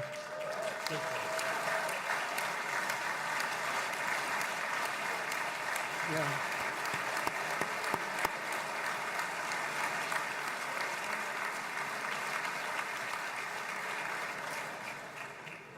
So I'm going to be meeting, actually, in a little while, I'm going to be meeting with the most powerful, the richest nations, really, in the world, although now, with the tariffs, the United States is by far the richest nation in the world, as you probably have been reading. But the richest nations, most powerful nations, you know, tremendous, headed by some tremendous people in many cases. Some cases I wouldn't say necessarily I would endorse, but I will tell you, some incredible people that really helped us make this all possible. So I'll be going there. I'll be quite late. They might not be there by the time I get there, but we're going to give it a shot. But the journey we started back then led to the crushing defeat of the ISIS caliphate, to the monumental Abraham Accords, and ultimately to the historic ceasefire this week, in which many of those same nations really played a very pivotal role, I have to tell you. Steve will tell you that. Jared will tell you that. Together, we've shown that peace is not just a hope that we can dream about. It's a reality we can build upon day by day, person by person, and nation by nation. And because of that, the Middle East is finally ready to embrace its extraordinary potential. You have extraordinary potential in this region. It should now be clear to everyone throughout the region that decades of fomenting terrorism and extremism, jihadism and anti-Semitism have not worked. They haven't worked. They've been a disaster. They've just killed. They've killed. They've backfired completely and totally. They've just totally backfired. Everything that you thought, take it worst case, it's turned out to be worse than that. They have not worked. From Gaza to Iran, those bitter hatreds have delivered nothing but misery, suffering, failure, and death. They've served not to weaken Israel, but to annihilate the very forces that did the most to foment this hatred. And it's really, I mean, everybody that's tried it has become irrelevant. Meanwhile, we've seen those nations that set aside their differences, reached across ancient divides, and pursued engagement are now among the most successful in the region. They're getting along with Israel, and they're doing great.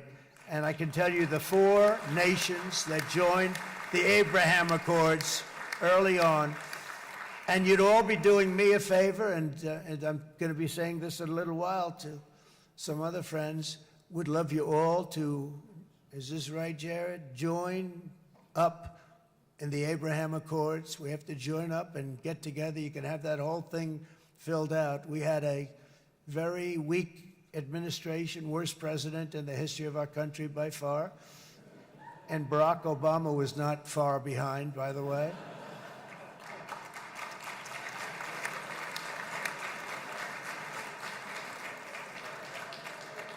And they did nothing with this incredible document, the Abraham Accords, but now you can fill them up. Now you have peace, you have people that really like Israel. I'll tell you what, and they like Israel a lot more today than they did even 5 weeks ago. You've made a lot of, you've come back.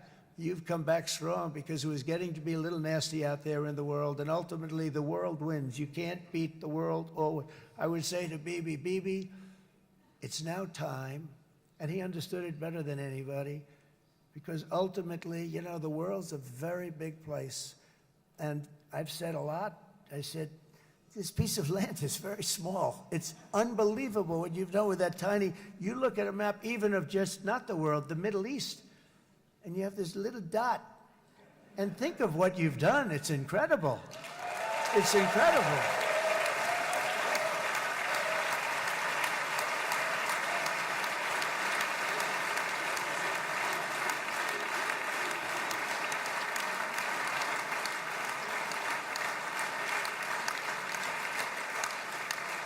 But the world is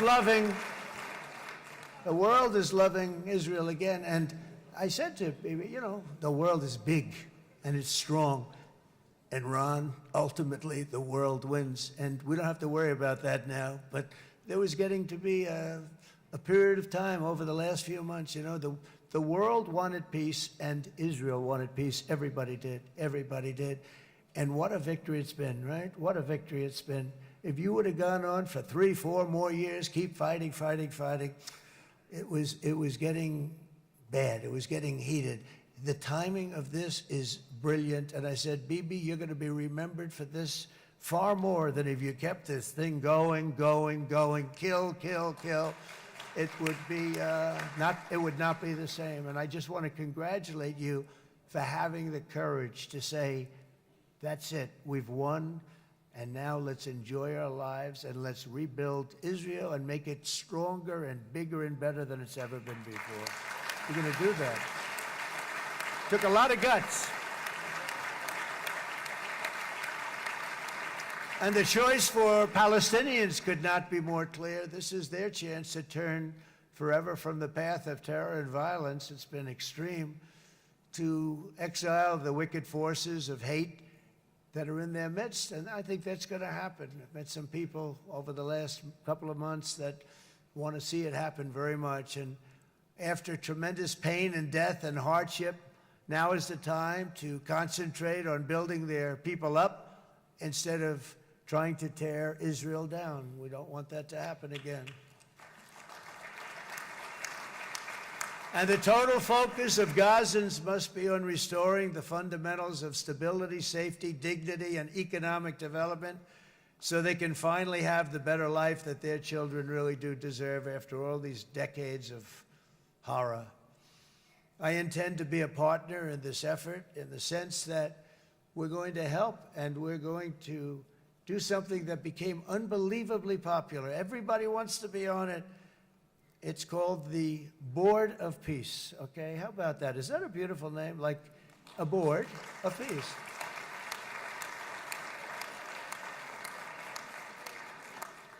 The only bad thing from my standpoint, every single nation involved has asked me to be the chair, and I'll tell you, I'm very busy. I didn't count on that, but you know what? If we do it, we'll do it right, and we have unbelievable power and wealth, because you're going to need wealth. You're going to need wealth to rebuild things, and they have wealth like few people have wealth. I want to thank the Arab and Muslim nations for their commitment that they've made to support a safe rebuilding of Gaza and beyond. I have many Arab countries, very wealthy countries, that came up and said, we'll put up tremendous amounts of money to get rebuilt, to rebuild Gaza, and I think that's going to happen. The power, they want dignity, they want to come forward, and they want to say, and I want to say who they are, because what they're doing is going to be, I think, something that you're going to be very impressed with, Bibi, and you need that. You need the kind of economic power that they have, and they want to see it work, and they want to see it be safe, and they want to see it be good for Israel, too. And as much money as it will be, and it's a lot, as you can see, it's a lot. For these countries, it's relatively little relative to their worth. It's really a lot of money, like money like most people could never even conceive, but for these countries it's not that much, especially because it ensures success and stability in the Middle East, which is what they want to see. So many of them will be with us in Egypt in a little while, I think. I'm not sure. They may be gone. They may have taken their Boeing 747s and left. I said, what kind of a plane do you fly? 747. I said, that's a large plane. No, they may have, Steve, do you think they've left on their their brand new Boeing 747s? Or, I don't know. We're going to find out soon. It's going to be a big story. There'll be 2 people left, and they'll be the 2 poorest ones.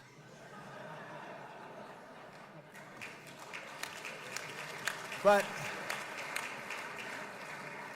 it will be the wealthiest and most powerful group of nations.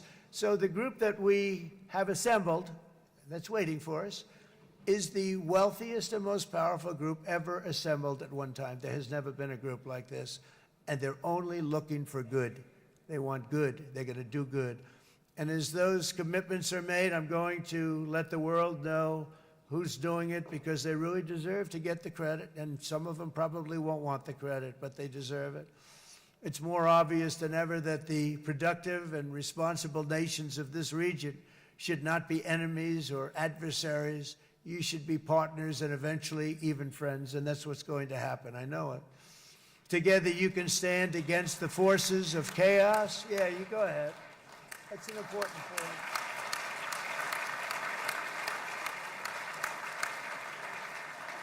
Because you can stand against the forces of chaos that threaten all of your interests, and it's always a big threat, and unleash incredible prosperity and opportunity for all the people of these lands, and that's what's going to happen. You're going to unleash numbers and success, the likes of which Israel has never been able to think of, because you're so firm, and you should be, and you've done the right thing in defending yourself.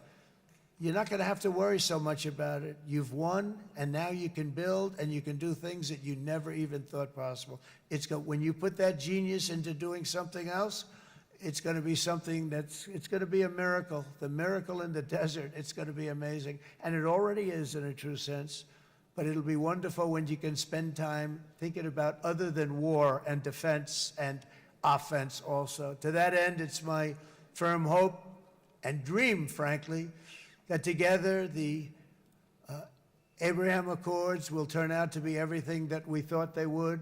Those 4 countries were very, very brave in doing it. They did it at a very early point, and every single one of them benefits unbelievably financially.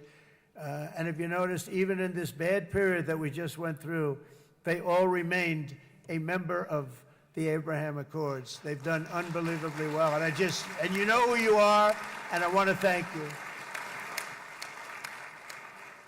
And they've stayed because of loyalty, but they've also stayed because it was really good business. They've made a lot of money being members, and you're going to all, I hope that every one of the countries that we're seeking, Jared, I hope they join quickly.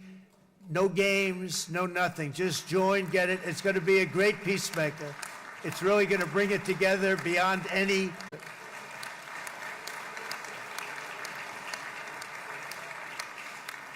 In fact, if you go back a year ago, before the election, although once we had November 5th, we became hot because people got it. I would say November 5th was a time that we became really hot.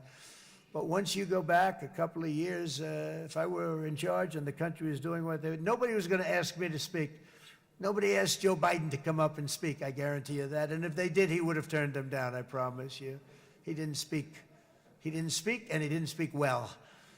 But all of the countries in the Middle East, it could have, what we're doing now, it could have happened a long time ago, but it was strangled and set back almost irretrievably by the administrations of Barack Obama and then Joe Biden. There was a hatred toward Israel.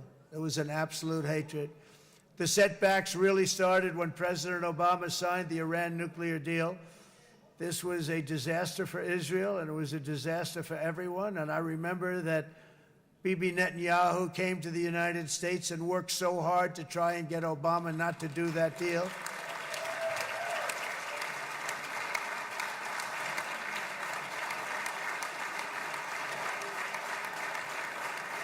He worked so hard.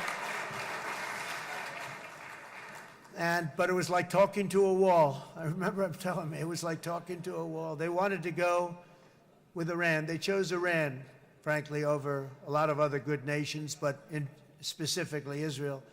And that was the beginning of a very bad period of time. You had Obama go out, and the Iran nuclear deal turned out to be a disaster. And by the way, I terminated the Iran nuclear deal, and I was very proud to do it.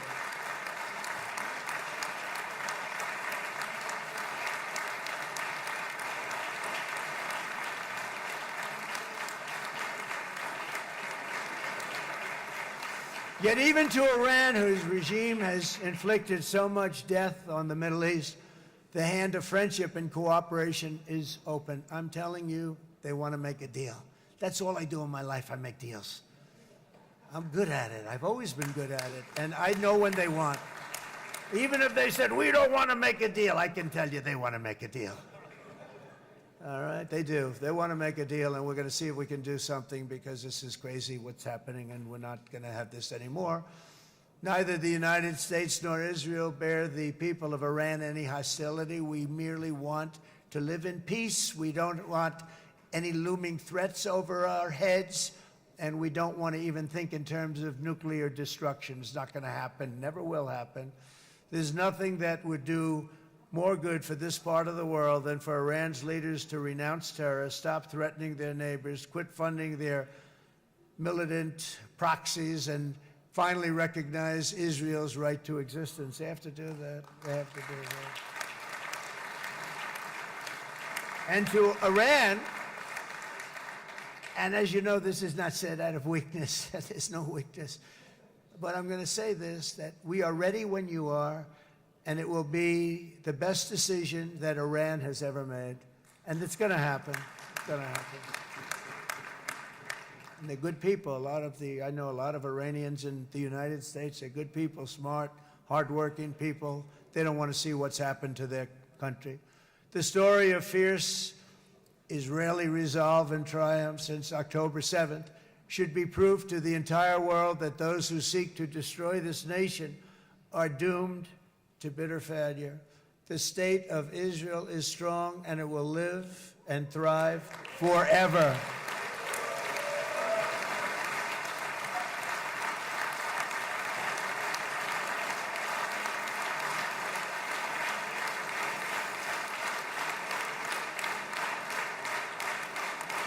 And that is why Israel will always remain a vital ally of the United States of America. Israelis share our values, field one of the world's most powerful militaries. You really do. You have an amazing, what a job you've done. And have one of the most innovative economies on earth. Those are just a few of the reasons why I'm proud to be the best friend that Israel has ever had. And they all say it in the White House. They all say it. I guess it's true because everybody says it, baby. You said it today. Thank you.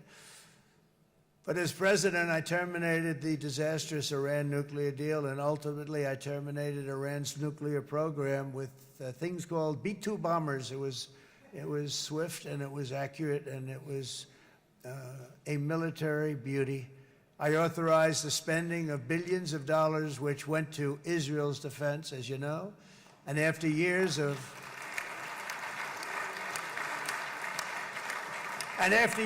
broken promises from many other American presidents, you know that, they kept promising. I never understood it until I got there. There was a lot of pressure put on these presidents. It was put on me too, but I didn't yield to the pressure.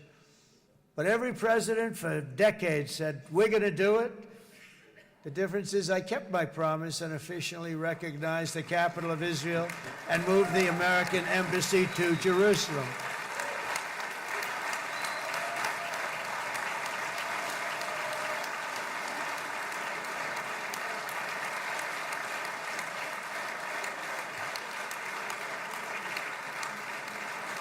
Isn't that right, Miriam?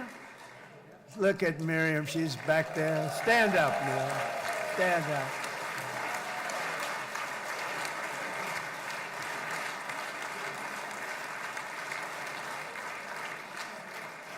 Miriam and Sheldon would come into the office. They'd call me. He'd call me. I think they had more trips to the White House than anybody else I can think of. Look at her sitting there so innocently. She's got 60 billion in the bank, 60 billion. And I think she's saying no more. And she loves Israel, but she loves it, and they would come in, and her husband was a very aggressive man, but I loved him.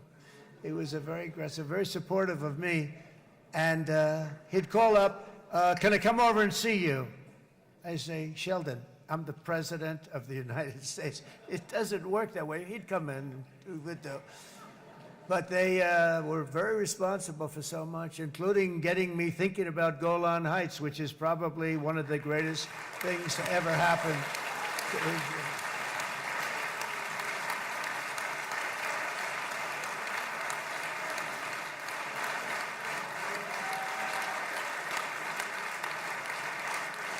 Miriam, stand up, please.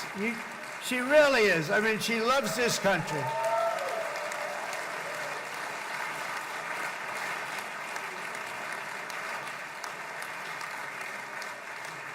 She loves this country. Her and her husband are so incredible. We miss him so dearly. But I actually asked her, I'm going to get her in trouble with this, but I actually asked her once, I said, so Miriam, I know you love Israel. What do you love more, the United States or Israel? She refused to answer. That might mean Israel, I must say. We love you. Thank you, darling, for being here. That's a great honor. Great honor. She's a wonderful woman.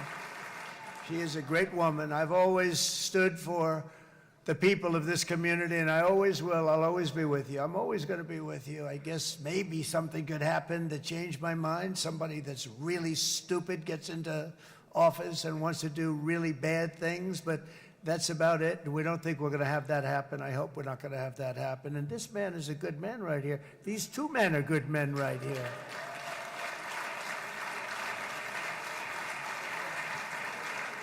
Hey, I have an idea.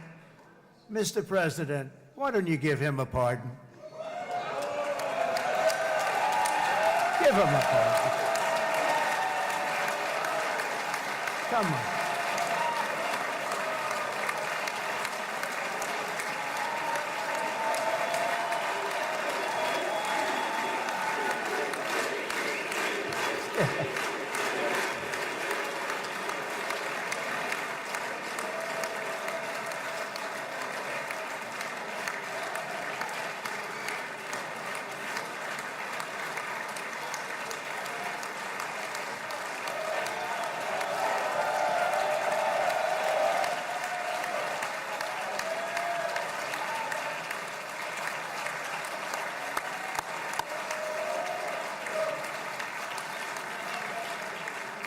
By the way, that was not in the speech, as you probably know.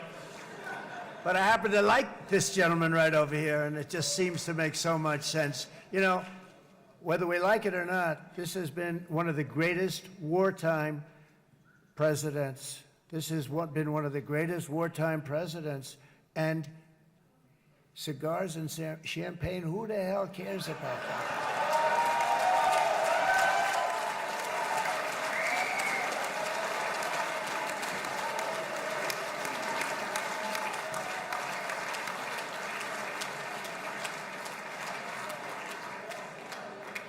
All right, enough controversy for the day, right? Actually, I don't think it's very controversial. So, you know, I mean, I see so popular. You are a very popular man. You know why? Because you know how to win.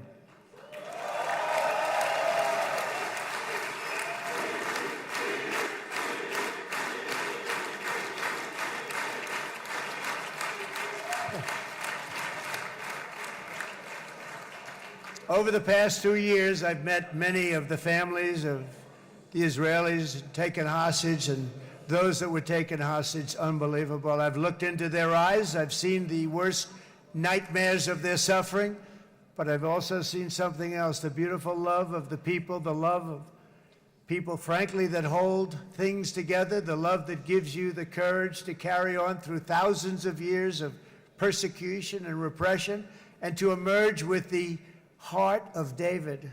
It's the heart of David. It's that love that's defeated the enemies of civilization, built this incredible country and this unbelievable economy, and forged one of the great democracies of the world. That is why it's a true honor to stand here today and address this assembly in your ancient and eternal now capital, Jerusalem. I'm proud to have helped in that regard. This city and this nation stand as living proof that a much brighter future for this entire region is truly within our grasp. For thousands of years, Jerusalem has been a home to Christians, Jews, Muslims, and people of all ethnicities and creeds. This is the holy center of the world's three great Abrahamic faiths. I like that too.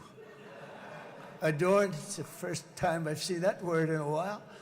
Adorned with their sacred sites and alive with their pilgrims and visitors from every corner of the globe. But here between the Western Wall, the Temple Mount, and the hill called Calvary, people of every faith and background live, work, pray, serve, and raise their families side by side, and they do it with love. This example is just one of the modern miracles that Israel has given to the world. And just in closing, the leaders in this chamber know better than anyone else the challenges of this harmony, and it's been easily won. No, it hasn't. It has not been. It's been so tough, but it has been, some say, a miracle. What you've done is a miracle. Look at your size. Look at your chances when it all started. And you know, if you think about it, you are safer today, stronger today, and more respected today than at any time in the history of Israel. Think of it. People used to say it wouldn't exist. They don't say that anymore, do they? Yet if safety, security, and coexistence can thrive here in the winding alleys and ancient paths of Jerusalem, then surely peace and respect can flourish among the nations of the broader Middle East. The God who once dwelled among his people in this city still calls us, in the words of Scripture, the turn from evil and do good, to seek peace and pursue it. So he still whispers truth into the hills and knolls and valleys of his magnificent creation, and he still writes hope into the hearts of his children all over the world. And that is why even after 3,000 years of pain and conflict, the people of Israel have never given up from the threats of Zionism, from all sorts of threats. You want the promise of Zion.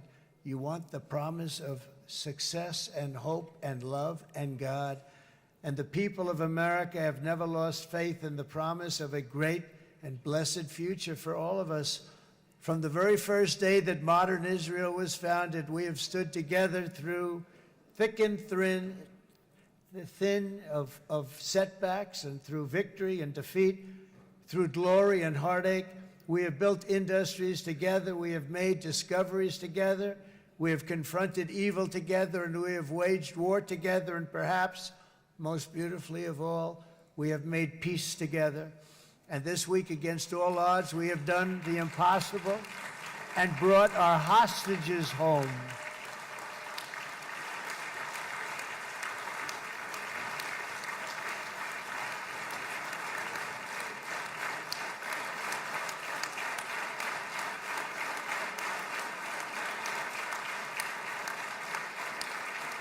So now we're going to forge a future that is worthy of our heritage. We're going to build a legacy that all the people of this region can be proud of. New bonds of friendship, cooperation, and commerce will join Tel Aviv to Dubai, Haifa to Beirut, Jerusalem to Damascus, and from Israel to Egypt, from Saudi Arabia to Qatar, from India to Pakistan, from Indonesia to Iraq, from Syria to Bahrain, Turkey to Jordan, the United Arab Emirates to Oman, and Armenia to Azerbaijan, another war that I just settled. We are going to have hope, harmony, opportunity, and happiness here in the spiritual and geographic center of the entire world. That's what you are. Israel, America, and all of the nations of the Middle East will soon be safer, stronger, greater, and more prosperous than ever before.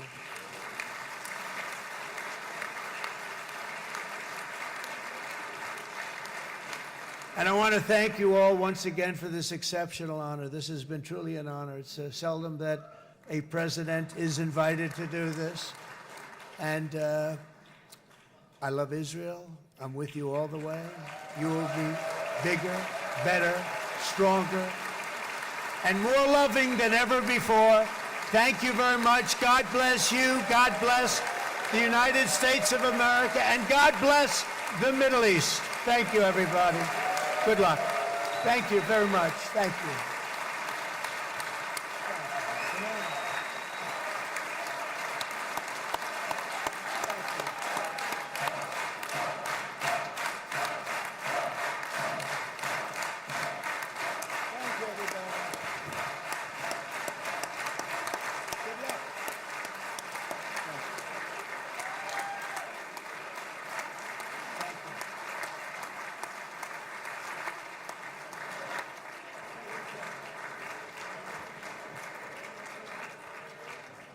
אני מודה לנשיא ארצות הברית של אמריקה על דבריו. חברות וחברי הכנסת, תם סדר היום. הישיבה הבאה תתקיים ביום שני, כ"ח בתשרי התשפ"ו, 20 באוקטובר 2025 בשעה 16:00. חג שמח ובשורות טובות. ישיבה זו נעולה. כבוד הנשיאים וכבוד יושב ראש הכנסת.